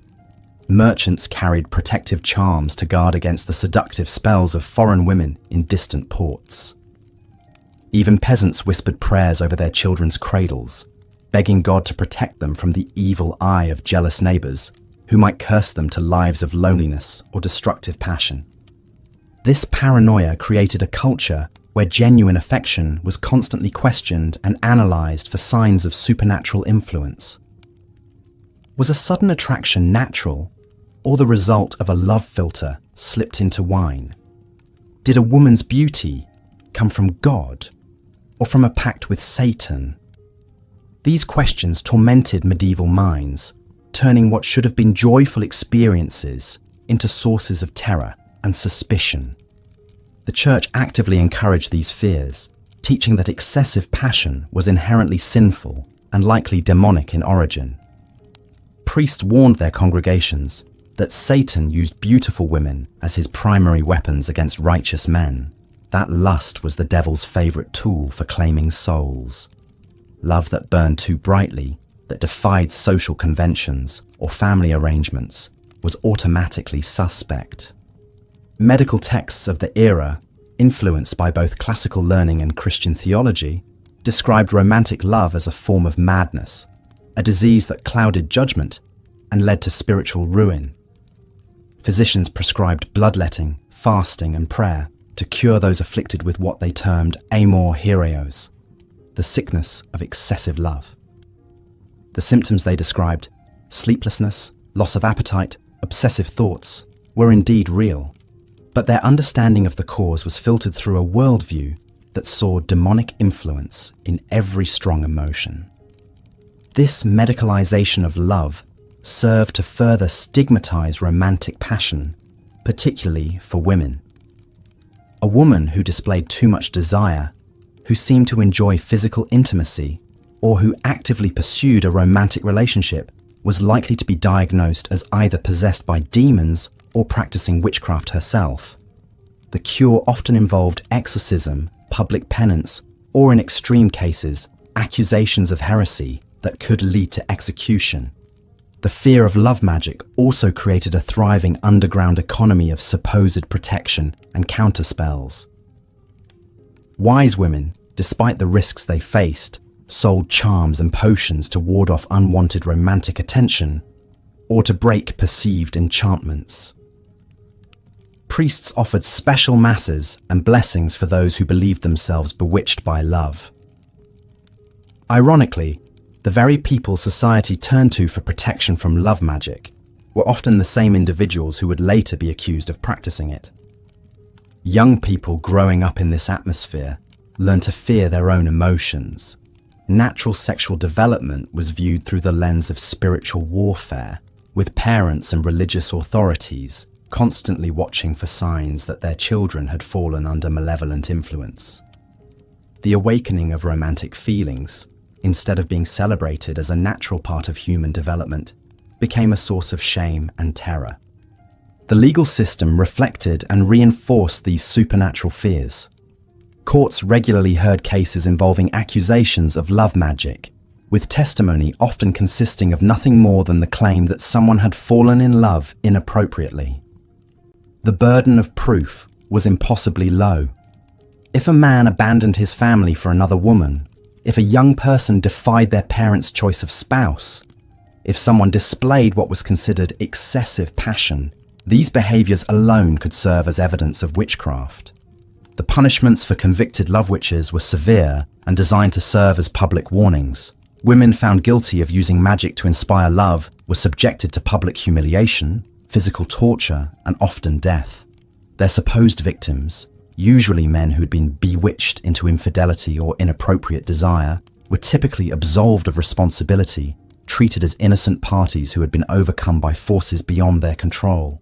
This system created a perfect mechanism for men to escape accountability for their romantic choices, while simultaneously providing society with scapegoats for the disruptions that passionate love inevitably caused to carefully ordered social arrangements. A nobleman could abandon his arranged marriage for a more attractive partner and claim he had been bewitched, allowing him to pursue his desires while maintaining his social standing and avoiding responsibility for breaking his vows. The impact on women's lives was devastating. Those who were beautiful, intelligent, or independent lived under constant threat of accusation. Many learned to deliberately make themselves less attractive, to hide their knowledge, to suppress their personalities in hopes of avoiding suspicion. Others retreated into religious life, seeking protection within convent walls, where their rejection of romantic love could be seen as holy rather than suspicious. But perhaps most tragically, these beliefs poisoned the very experience of love itself. In a world where passionate affection was viewed as evidence of demonic influence, where strong attraction was seen as proof of supernatural manipulation, genuine romantic connection became nearly impossible. Couples who might have found joy and fulfillment in each other's company instead lived in constant fear that their feelings were either sinful or artificial, the product of dark magic rather than natural human emotion. The psychological damage was immense. People learned to distrust their own hearts, to view their deepest emotions as potentially evil or false. The spontaneous joy of new love, the comfort of long partnership, the excitement of mutual attraction, all were tainted by the constant worry that these feelings might be the devil's work. Love, which should have been a source of happiness and connection, became instead a minefield of spiritual danger and social suspicion. Even successful relationships were shadowed by these fears. Couples who genuinely cared for each other had to constantly prove that their affection was natural and godly, rather than the result of enchantment. They were expected to demonstrate appropriate restraint, to show that their love served God and society rather than selfish passion. The simple act of enjoying one's spouse too much could raise suspicions about the supernatural nature of the relationship. This created a culture where emotional authenticity was not just discouraged, but actively dangerous. People learned to perform the approved forms of affection while hiding their true feelings, leading to relationships built on fear and pretense rather than genuine connection. The very foundation of romantic love, the honest expression of attraction and care, was undermined by the constant threat of supernatural accusation. The children who grew up in such an environment inherited these fears and suspicions, perpetuating a cycle where each generation learned to view love through the lens of spiritual warfare. Young people received their first lessons about romance not through gentle guidance about healthy relationships, but through warnings about the demonic dangers of passion and the need to constantly guard against supernatural seduction. As we delve deeper into the medieval approach to courtship and marriage, we see how these supernatural fears shaped every aspect of romantic life, creating systems of surveillance and control that made genuine love not just difficult, but genuinely dangerous. The next phase of our exploration will reveal how these beliefs translated into the practical realities of medieval courtship, where young people attempting to find love faced not only social obstacles, but the very real threat of accusation, persecution, and death. In this world where love itself was suspect, where passion was proof of corruption, and where women who inspired desire faced accusations of witchcraft, the simple human need for connection and affection became a perilous journey through supernatural terrors and social condemnation. It was a system that served power and control far better than it served the human heart, creating a medieval romance that was indeed a nightmare of fear, suspicion, and tragic loss. Part 9. The superstitious terror of medieval romance. The suffocating grip of superstition cast an even darker shadow over medieval romance than the physical and social constraints we've already explored. In a world where the line between the natural and supernatural remained dangerously thin, love itself became suspect, viewed through a lens of fear that transformed tender feelings into potential evidence of demonic interference or witchcraft. Medieval society lived in perpetual terror of unseen forces. Every unexplained event, every sudden illness, every stroke of misfortune could be attributed to malevolent supernatural intervention. And nowhere was this paranoia more destructive than in matters of the heart. Love, with its mysterious power to transform behavior and inspire seemingly irrational actions, appeared to medieval minds as a force that could only be explained through supernatural means. Consider the plight of Eleanor, a young merchant's daughter in 14th century France. When she began displaying the telltale signs of romantic infatuation, gazing dreamily into the distance, losing her appetite, and speaking in passionate whispers about the blacksmith's apprentice, her family didn't see the natural bloom of young love.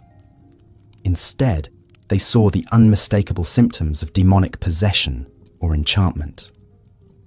Eleanor's father immediately called for the local priest, convinced that his daughter had fallen under a malevolent spell. This wasn't an isolated incident of paranoid overreaction. Medieval medical texts actually described love as a form of mental illness called lovesickness or erotic melancholy, symptoms of which supposedly included the very behaviors we now recognize as normal romantic attraction. The influential physician Constantine the African wrote extensively about love as a dangerous disease that could drive sufferers to madness, violence, or death. When someone exhibited signs of romantic passion, medieval society often responded not with understanding or support, but with fear and attempts at supernatural intervention. The church played a particularly sinister role in fostering these superstitious terrors. Religious authorities routinely preached that romantic love represented a dangerous departure from proper Christian devotion. They warned that passionate feelings could open the soul to demonic influence, making lovers vulnerable to Satan's temptations. Young people were taught to be suspicious of their own emotions, to view romantic desire as potentially sinful or even diabolical. This religious paranoia created a climate where expressing romantic feelings became an act of considerable courage. A young man composing love poetry risked being accused of practicing dark arts. A woman who showed too much enthusiasm for a suitor might find herself suspected of witchcraft. The very intensity that makes love beautiful became, in medieval minds, evidence of supernatural corruption. The fear of love magic pervaded every level of society. Wealthy nobles employed food tasters not just to guard against poison, but to detect love potions that might compromise their judgment in marriage negotiations. Merchants kept careful watch over their daughters, worried that rivals might use supernatural means to manipulate romantic attachments for business advantage. Even peasants lived in terror that their romantic rivals might employ cunning women or wise men to cast spells that would steal away their beloved's affections. These fears weren't entirely baseless within the medieval worldview. A thriving underground economy existed around love magic, with cunning folk, hedge witches, and folk healers offering potions, charms, and spells designed to kindle, enhance, or destroy romantic feelings. While these practitioners were often simply herbalists using natural aphrodisiacs or psychological manipulation, medieval society saw them as wielding genuinely supernatural powers. The consequences of this superstitious terror were devastating for ordinary people trying to navigate romance. Young lovers found themselves caught between their natural feelings and a society that viewed those feelings as potentially demonic. They had to hide their emotions, suppress their passions, and constantly worry that their love might be interpreted as evidence of supernatural corruption. Margaret of Wessex, a 15th century wool merchant's daughter, left behind a diary that provides haunting insight into this psychological torment. She wrote of her love for a young clerk named Thomas, but her entries are filled with self-doubt and terror. She constantly questioned whether her feelings were natural or the result of some malevolent spell. She prayed daily for God to cleanse her heart of what she feared might be demonic influence. When Thomas began returning her affections, she became convinced that she had somehow corrupted him through supernatural means. This internalized fear created a vicious cycle. The more intensely someone experienced love, the more convinced they became that supernatural forces were at work. This led to guilt, self-loathing, and attempts to suppress or deny romantic feelings. Young people were taught to distrust their own hearts, to view their deepest emotions as potential evidence of spiritual corruption. The superstitious terror surrounding love also provided convenient weapons for those seeking to destroy romantic relationships. Jealous rivals could destroy a courtship simply by spreading rumors of love magic. Parents opposed to a match could claim their child had been enchanted. Spurned lovers could seek revenge by accusing their former beloved of practicing witchcraft. These accusations carried terrifying consequences. Suspected practitioners of love magic faced trials that often involved torture designed to extract confessions. The procedures for detecting love magic were barbaric and often fatal. Accused women might be subjected to swimming tests, where they were bound and thrown into water on the theory that witches would float while innocent women would sink. They faced pricking tests, where investigators searched their bodies for supernatural marks that supposedly proved their guilt. Even when formal accusations weren't made, the fear of love magic created an atmosphere of constant suspicion and paranoia. Couples had to be extraordinarily careful about how they expressed their feelings, worried that too much passion might be interpreted as evidence of supernatural manipulation. They lived in fear that rejected suitors or jealous rivals might spread rumors that would destroy not just their relationship, but their reputations and possibly their lives. The documentation from medieval witch trials reveals the devastating impact of these superstitious terrors on romantic relationships. In case after case, we see love affairs destroyed by accusations of magic. Young women were burned at the stake for the crime of being too attractive, too charming, or too successful in matters of the heart. Men found themselves accused of using supernatural means to seduce women above their social station. The trial records of Agnes Waterhouse, executed in 1566 for witchcraft, illustrate this pattern perfectly.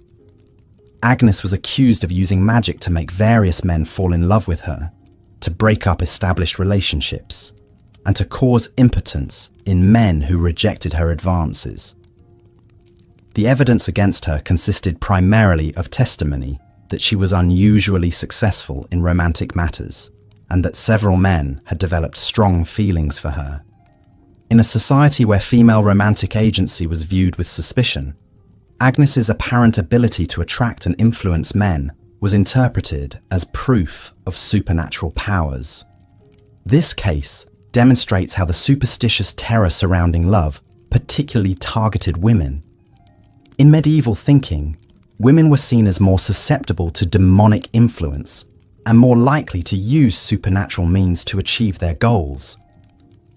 A woman who was too beautiful, too charming, or too successful in love automatically became suspect. Female romantic agency was so threatening to medieval patriarchal structures that it was literally demonized. The fear of love magic also created terrible situations for women who were naturally attractive or charismatic. Beauty itself became suspect, viewed as potentially supernatural in origin. Women learned to downplay their appearance and suppress their natural charm, worried that too much success in romantic matters might lead to accusations of witchcraft. This superstitious terror extended beyond individual relationships to poison entire communities. Villages lived in constant fear that cunning women among them might be practicing love magic. Neighbors watched each other suspiciously, looking for signs of supernatural romantic manipulation. The slightest unusual romantic development, a sudden infatuation, an unexpected marriage, a broken engagement, could trigger investigations and accusations. The psychological impact of living under this constant threat cannot be overstated. Young people grew up learning to distrust their own emotions, to view romantic love as potentially dangerous and possibly demonic. They internalized fears that made genuine intimacy nearly impossible. How could someone fully open their heart when they'd been taught that romantic passion might be evidence of supernatural corruption? These superstitious terrors also created terrible dilemmas for people experiencing genuine love.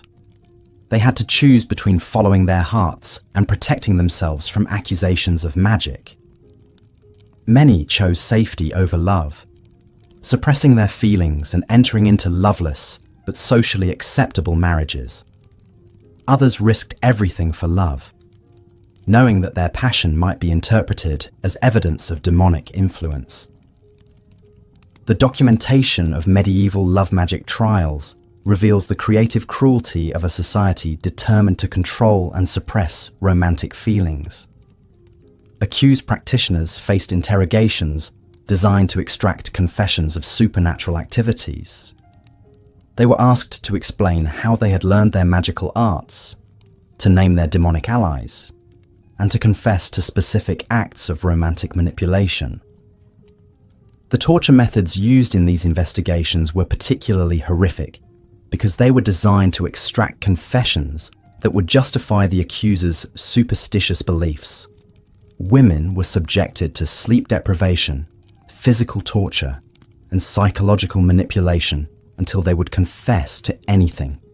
The resulting testimonies, extracted under extreme duress, were then used as evidence that love magic was real and widespread. These forced confessions created a self-perpetuating cycle of terror. Each tortured confession provided evidence that supported society's superstitious beliefs about love magic. This evidence was then used to justify more investigations, more tortures, and more executions. The documentation from these trials was circulated widely, spreading paranoia and providing templates for future accusations. The superstitious terror surrounding medieval romance reached its peak during the great witch hunts of the 15th through 17th centuries. During this period, thousands of people, mostly women, were executed for practicing magic, and a significant proportion of these cases involved accusations of love magic. The famous Malleus Maleficarum, the handbook for witch hunters published in 1487, devoted extensive sections to detecting and prosecuting love magic. This systematic persecution created a climate where romantic love became literally life-threatening. Young people learned that expressing passion too openly or successfully attracting romantic partners could lead to accusations of witchcraft. They lived in constant fear that their natural emotions might be interpreted as evidence of supernatural corruption. The economic dimension of these superstitious terrors added another layer of horror to medieval romance. Accusations of love magic became tools for economic warfare. Successful merchants might find their daughters accused of using supernatural charms to attract wealthy suitors. Prosperous widows who remarried could face claims that they had enchanted their new husbands. Even peasant women who managed to marry above their station risked accusations that they had used magic to seduce their husbands. These economic motivations meant that accusations of love magic often targeted the most vulnerable members of society.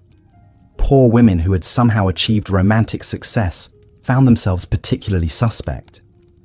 Their inability to afford legal representation or social protection made them easy targets for accusations that could result in property confiscation, exile, or death.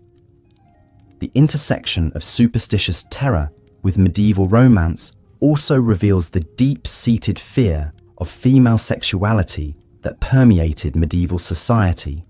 Women who displayed sexual agency or romantic initiative were automatically suspect. They were seen as potentially using supernatural means to overcome the natural male dominance that medieval society considered proper. This fear of female romantic agency led to the development of elaborate tests and procedures designed to detect supernatural influence in romantic relationships. Church authorities developed questionnaires to determine whether romantic feelings were natural or magically induced. They looked for signs like sudden onset of passion, intensity of feeling, or romantic success that exceeded what they considered natural for a person's social status or physical attractiveness. The documentation from medieval communities reveals how these superstitious terrors poisoned relationships between neighbors, friends, and family members. People learned to be suspicious of each other's romantic successes.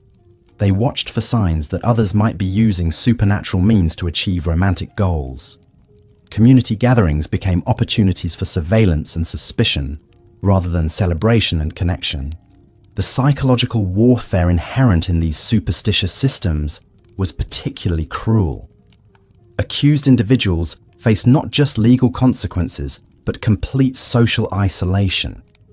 Their friends and family members, terrified of being associated with suspected practitioners of magic, would abandon them. Even those who escaped formal prosecution often found their lives destroyed by suspicion and social ostracism. The religious dimensions of medieval superstitious terror created additional layers of psychological torment for people experiencing romantic love. They were taught that their feelings might be sinful, that romantic passion could damn their souls, and that they needed to constantly examine their emotions for signs of demonic influence. This created a form of spiritual torture where people learned to distrust and fear their own hearts. The medical establishment of medieval Europe contributed to these superstitious terrors by providing seemingly scientific explanations for the supernatural nature of romantic love. Physicians wrote extensively about love as a form of madness caused by supernatural influences. They developed elaborate theories about how demons could manipulate human emotions and prescribed treatments that often involved exorcism or other religious interventions. These medical theories gave scholarly legitimacy to popular superstitions about love magic. When learned physicians confirmed that romantic passion could be caused by supernatural influences, it became much easier for ordinary people to believe that their neighbors might be practicing love magic. The fusion of medical authority with superstitious belief created a particularly powerful and destructive form of paranoia. The legal systems of medieval Europe developed elaborate procedures for prosecuting love magic, creating bureaucratic machinery for destroying romantic relationships. Courts developed standardized methods for investigating accusations, interrogating suspects, and determining guilt or innocence. These procedures gave the appearance of legal legitimacy to what were essentially exercises in superstitious persecution. The documentation from these legal proceedings reveals the systematic nature of the terror surrounding medieval romance. Accusations followed predictable patterns, investigations used standard techniques, and punishments were carefully calibrated to create maximum deterrent effect. This wasn't random persecution, but organized campaign to control and suppress romantic feelings through fear. The international nature of these superstitious terrors meant that people couldn't escape them by moving to different regions or countries. The fear of love magic spread across medieval Europe, creating a continental climate of romantic paranoia. Trade routes and pilgrimage paths carried not just goods and people, but also superstitious beliefs and persecution techniques. This widespread nature of romantic superstition meant that medieval people lived under a constant cloud of fear that could follow them anywhere. A young couple might flee their home village to escape accusations of love magic, only to find the same suspicions and dangers in their new community. There was literally nowhere in medieval Europe where romantic love was entirely safe from superstitious persecution. As we examine the devastating impact of superstitious terror on medieval romance, we see how fear and paranoia poisoned what should have been humanity's most beautiful and natural experiences.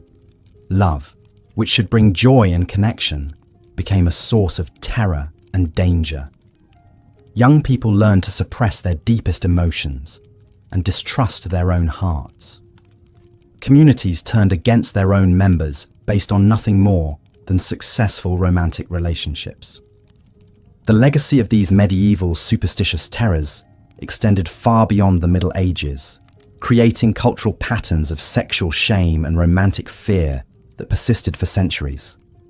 The idea that passionate love might be supernatural or dangerous, that female romantic agency was inherently suspect, that successful relationships required explanation beyond natural attraction. These beliefs shaped European culture for generations. Understanding this history helps us appreciate not just how far we've come in accepting romantic love as natural and beautiful, but also how deeply embedded these superstitious fears became in Western culture. The medieval terror of love magic may seem distant and foreign to us now, but its echoes can still be found in modern anxieties about sexuality, romance, and emotional expression. The brave individuals who risked everything for love during these dark centuries, who chose to follow their hearts despite the supernatural terrors surrounding them, represent some of humanity's greatest heroes. They fought not just against social constraints and physical dangers, but against a culture that had literally demonized their deepest emotions. Their courage in the face of such overwhelming fear and persecution stands as a testament to the indomitable power of human love to survive even the darkest and most superstitious of times. Looking at your summary and the reference materials, here's part 10 of the script, continuing from where you left off. As we've seen throughout this exploration of medieval romance, the very foundations of love and courtship were built upon a bedrock of suffering, superstition, and social control. But perhaps no aspect of medieval life demonstrates the true nightmare of dating more starkly than the complete absence of personal agency that defined romantic relationships for the vast majority of people. In our modern world, we take for granted the fundamental right to choose our own partners, to date freely, to marry for love rather than obligation. But in medieval times, such freedoms were not merely rare, they were actively dangerous. Consider the life of a typical peasant girl named Margaret, living in the 14th century England. At the age of 12, Margaret's fate was already sealed. Her father, a struggling serf bound to his lord's estate, had negotiated her betrothal to Thomas, the son of a neighbouring farmer. The arrangement had nothing to do with Margaret's wishes or feelings. She had never even spoken to Thomas beyond a few awkward encounters at the village well. Instead, the match was purely transactional. Thomas's family owned a slightly larger plot of land and possessed 2 oxen rather than 1. The marriage would consolidate resources and provide Margaret's family with better access to ploughing equipment during the crucial planting season. Margaret herself was never consulted about this arrangement. The very idea that a young woman might have preferences about her future husband was not merely ignored, it was considered dangerous and potentially sinful. The church taught that feminine desires were inherently corrupting, that women who sought to choose their own partners were displaying the same prideful rebellion that had led Eve to doom mankind in the Garden of Eden. Margaret's role was to submit, to accept whatever husband her father deemed appropriate, and to consider herself fortunate that she was being provided for at all. But Margaret's story becomes even more tragic when we consider what this marriage actually meant for her daily existence. Thomas, her betrothed, was known throughout the village for his violent temper and his fondness for ale. He had already beaten his previous bride so severely that she had miscarried twice before finally dying in childbirth at the age of 16. The villagers whispered about Thomas's cruelty, but no one dared intervene. A husband's right to discipline his wife was not only legally protected, but religiously mandated. The church taught that just as Christ ruled over the church, so must a husband rule over his wife, with absolute authority and the right to use whatever force he deemed necessary to maintain order. Margaret's wedding day arrived when she turned 14, marked not by joy or celebration, but by a grim sense of inevitability. The ceremony itself was a brief perfunctory affair conducted in Latin that Margaret could not understand. She stood beside Thomas, her hands trembling not with excitement but with terror, as the priest intoned the words that would legally transfer ownership of her body and soul from her father to this virtual stranger. When the priest asked if she took Thomas as her husband, Margaret's whispered yes was barely audible. It was not consent in any meaningful sense. It was capitulation to a system that offered her no alternative. The wedding feast that followed was modest but revealing. Margaret sat silent and pale while the men of both families drank heavily and joked crudely about the consummation to come. Her new mother-in-law regaled the gathering with detailed advice about wifely submission, while her own mother wept quietly into her ale. No one asked Margaret how she felt about any of this. Her emotions were irrelevant. She was now property, to be used and disposed of as her husband saw fit. This complete absence of romantic agency extended far beyond the peasant class. Even among the nobility, where marriages were arranged to secure political alliances and consolidate power, the personal desires of the individuals involved were considered secondary at best. Princess Isabella of France was betrothed to the future King Edward II of England when she was only 6 years old. She would not meet her husband until their wedding day 12 years later, and by then, both of their fates were already sealed by treaties and political necessities far beyond their control. The marriage between Isabella and Edward proved to be a disaster on every conceivable level. Edward showed little interest in his wife, preferring the company of his male favourites who wielded enormous influence over the kingdom. Isabella found herself trapped in a loveless marriage to a weak and ineffectual king who seemed to care more about his companions than about ruling his realm or honouring his wife. But despite her royal status, Isabella had no legal recourse. She could not divorce Edward, could not leave him, could not even publicly criticise him without risking charges of treason. She was bound to him until death, regardless of how miserable that binding made her life. For both Margaret the peasant and Isabella the princess, the medieval concept of marriage was fundamentally about ownership and control rather than love or companionship. A wife was expected to surrender not only her body, but her very identity to her husband. She took his name, moved to his household, and became legally invisible in most matters. Her property became his property, her debts became his debts, and her children belonged to him absolutely. If she dared to resist this arrangement, if she showed any sign of independence or defiance, she could be beaten, imprisoned, or even killed with legal impunity. This system of romantic oppression was reinforced at every level of medieval society. The church preached that wifely submission was a sacred duty, that women who sought independence were following the path of Eve toward damnation. The legal system codified male dominance, making it virtually impossible for women to own property, enter contracts, or make decisions about their own lives. Even the medical establishment taught that women were fundamentally inferior creatures, possessed of wandering wombs that made them emotionally unstable and intellectually deficient. But perhaps most insidiously, this system was enforced through the constant threat of social ostracism and economic ruin.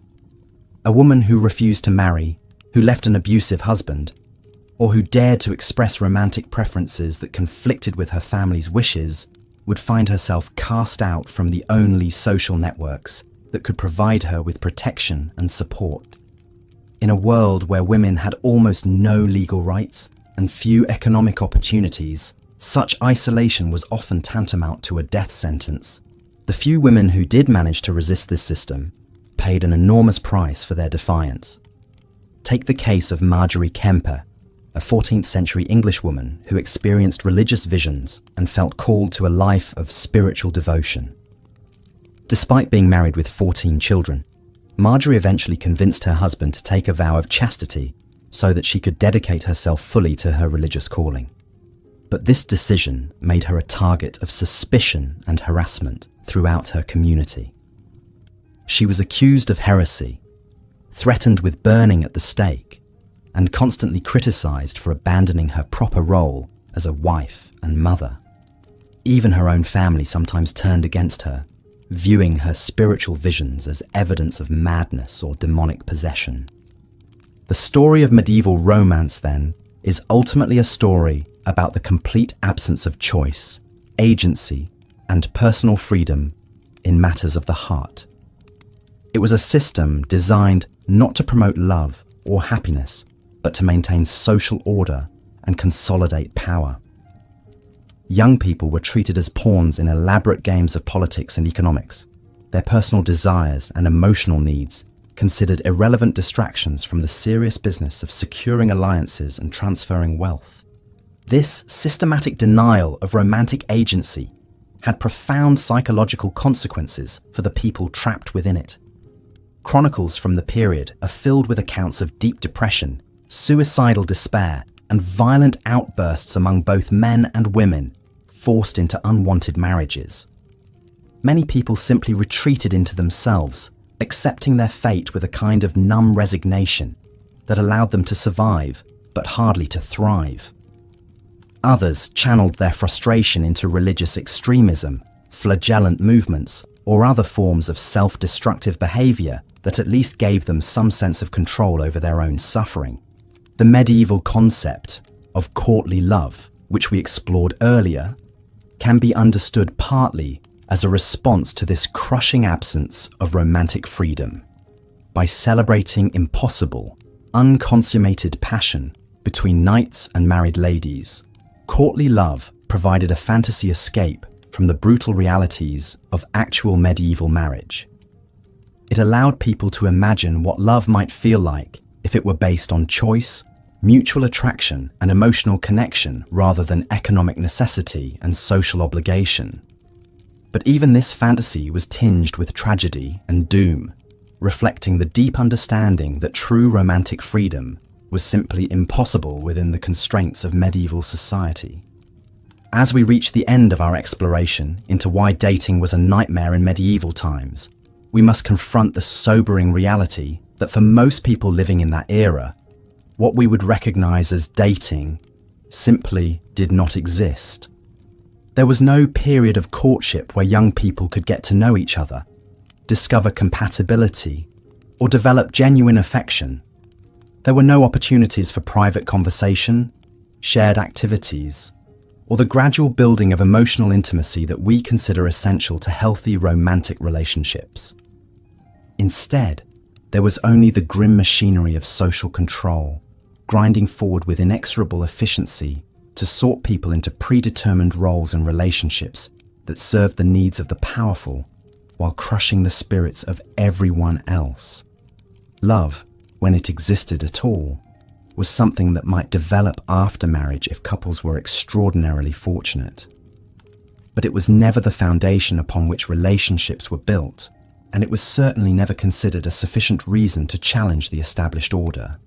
In our modern world, for all its flaws and complications, we have at least established the principle that people should have the right to choose their own romantic partners, to marry for love rather than obligation, and to leave relationships that make them miserable. These freedoms, which we often take for granted, would have seemed like impossible dreams to our medieval ancestors. They represent centuries of struggle against systems of oppression and control that once seemed as permanent and unchangeable as the stones of the great cathedrals. When we complain about the difficulties of modern dating, the awkwardness of first meetings, the challenge of finding compatible partners, the pain of romantic rejection, we should remember Margaret, trembling at her wedding to a man she feared, and Isabella, trapped in a loveless marriage to a king who ignored her. We should remember all the countless individuals whose names history has forgotten, who lived and died without ever experiencing the simple joy of choosing to be with someone who truly cared for them. The nightmare of medieval dating was not just about the practical hardships we've explored throughout this series, the disease, the violence, the superstition, and the social constraints. It was about the fundamental denial of human dignity and agency in matters of the heart. It was about a world where love was considered dangerous, choice was forbidden, and happiness was sacrificed on the altar of social stability and political necessity. In understanding this dark chapter of human history, we can better appreciate not only how far we've come, but how precious and fragile our modern freedoms truly are. Based on the script summary and reference files, here's part 11 of the 12-part script for why dating was a nightmare in medieval times. As the shadows of the medieval world grew longer and the spectre of mortality loomed ever closer, love itself became perhaps the most dangerous gamble of all. For in this harsh realm where death could strike without warning, where accusations could destroy lives in an instant, and where the very act of survival consumed every waking hour, the pursuit of romantic connection was fraught with perils that would terrify even the bravest souls. Consider, if you will, the plight of young Margaret, a peasant girl of 17 summers who had caught the eye of Thomas, the blacksmith's apprentice. In our modern world, such a courtship might begin with casual conversation, perhaps a coffee date, maybe some innocent text messages. But in Margaret's world, even the simplest expression of mutual attraction could spiral into accusations of witchcraft, demonic possession, or moral corruption that could end with both lovers burning at the stake. The Church's iron grip on matters of the heart meant that love was not seen as a beautiful emotion to be celebrated, but as a dangerous weakness that could lead souls astray. Priests warned from their pulpits that romantic passion was nothing more than the devil's snare, designed to corrupt the faithful and drag them down to eternal damnation. Young people were taught that physical desire was inherently sinful, that even thinking about someone in a romantic way could condemn their immortal souls. For women especially, the expression of any romantic feeling was walking a tightrope over an abyss of social destruction. If a young woman showed too much interest in a man, she might be labelled a temptress or seductress. If she seemed too knowledgeable about matters of love or attraction, Whispers would begin that she must be practicing love magic or consorting with supernatural forces. The line between normal human emotion and suspected witchcraft was so thin, it was practically invisible. And what of the physical realities of medieval romance? In a world without modern hygiene, without understanding of disease transmission, without even the most basic medical knowledge, intimate relationships were literally life-threatening endeavors. Sexually transmitted diseases ran rampant through medieval populations, often leading to painful, lingering deaths that were seen as divine punishment for moral transgression. Women faced the constant terror of pregnancy in an age when childbirth was essentially a coin flip between life and death. The very concept of consent, which we consider fundamental to healthy relationships today, barely existed in medieval legal or social frameworks. Women were considered property, first of their fathers, then of their husbands. A woman's desires, preferences, or feelings about potential romantic partners were not just irrelevant, they were potentially dangerous if they conflicted with the economic or political arrangements made by the men who controlled her life. Even for those fortunate enough to find genuine love within the constraints of their society, the constant threat of separation loomed large. Wars could tear lovers apart at a moment's notice, with men conscripted into armies that might march hundreds of miles away, never to return. Plagues could sweep through communities, claiming one partner while sparing the other, leaving behind only grief and memories. Economic hardship could force families to make devastating choices about which children to keep fed and which to send away. The emotional toll of such uncertainty was crushing. Imagine trying to build a loving relationship while knowing that at any moment your beloved could be accused of heresy, dragged away by soldiers, struck down by disease, or simply disappear into the vast, dangerous wilderness that lay beyond every village. The psychological stress of such constant threat would be overwhelming by any standard, yet medieval people were expected to simply accept this as the natural order of things. For those who did manage to marry, the challenges were far from over. Medieval marriages were business arrangements first and foremost, designed to consolidate wealth, secure political alliances, or ensure economic survival. Love, if it developed at all, was considered a pleasant bonus rather than the foundation of the relationship. Couples were expected to produce children quickly and frequently, regardless of their emotional connection or physical compatibility. The home itself offered little sanctuary for romantic feeling. Medieval houses were cramped, cold, and utterly lacking in privacy. Extended families, servants, and even livestock often shared the same living spaces. The idea of intimate moments between spouses was largely theoretical when children, in-laws, and farm animals were constant witnesses to every interaction. Romance requires some degree of privacy and comfort, luxuries that were virtually unknown to all but the wealthiest nobles. Even the language of love was constrained by the limited vocabulary and rigid social expectations of the time. The flowery poetry and elaborate courtship rituals that we associate with medieval romance were exclusively the province of the aristocracy, and even then, they often celebrated impossible, unrequited love rather than actual, attainable relationships. For common people, expressions of affection were necessarily simple, practical, and often coded in religious or economic terms. The seasonal rhythms of agricultural life meant that even the timing of romance was dictated by external forces. Courtship and marriage were often scheduled around planting and harvest times, with little regard for the emotional readiness or desires of the participants. Young people might find themselves betrothed during busy seasons when they had no time to get to know each other, then expected to consummate their unions during the brief lull between backbreaking periods of farm labour. Perhaps most tragically, the very brevity of medieval life meant that even successful romantic relationships were likely to be cut short. With average lifespans hovering around 30 to 40 years, and with disease, accident, and violence claiming lives with shocking regularity, Couples who managed to find genuine love and happiness together rarely had more than a decade or two to enjoy it. The constant awareness of mortality cast a shadow over every moment of joy, every tender gesture, every quiet evening spent together. The psychological impact of living under such conditions cannot be overstated. Modern research has shown us how crucial emotional security and stable relationships are to human mental health and well-being. Medieval people denied these fundamental needs by the harsh realities of their world, often developed what we might now recognize as symptoms of chronic stress, depression, and anxiety.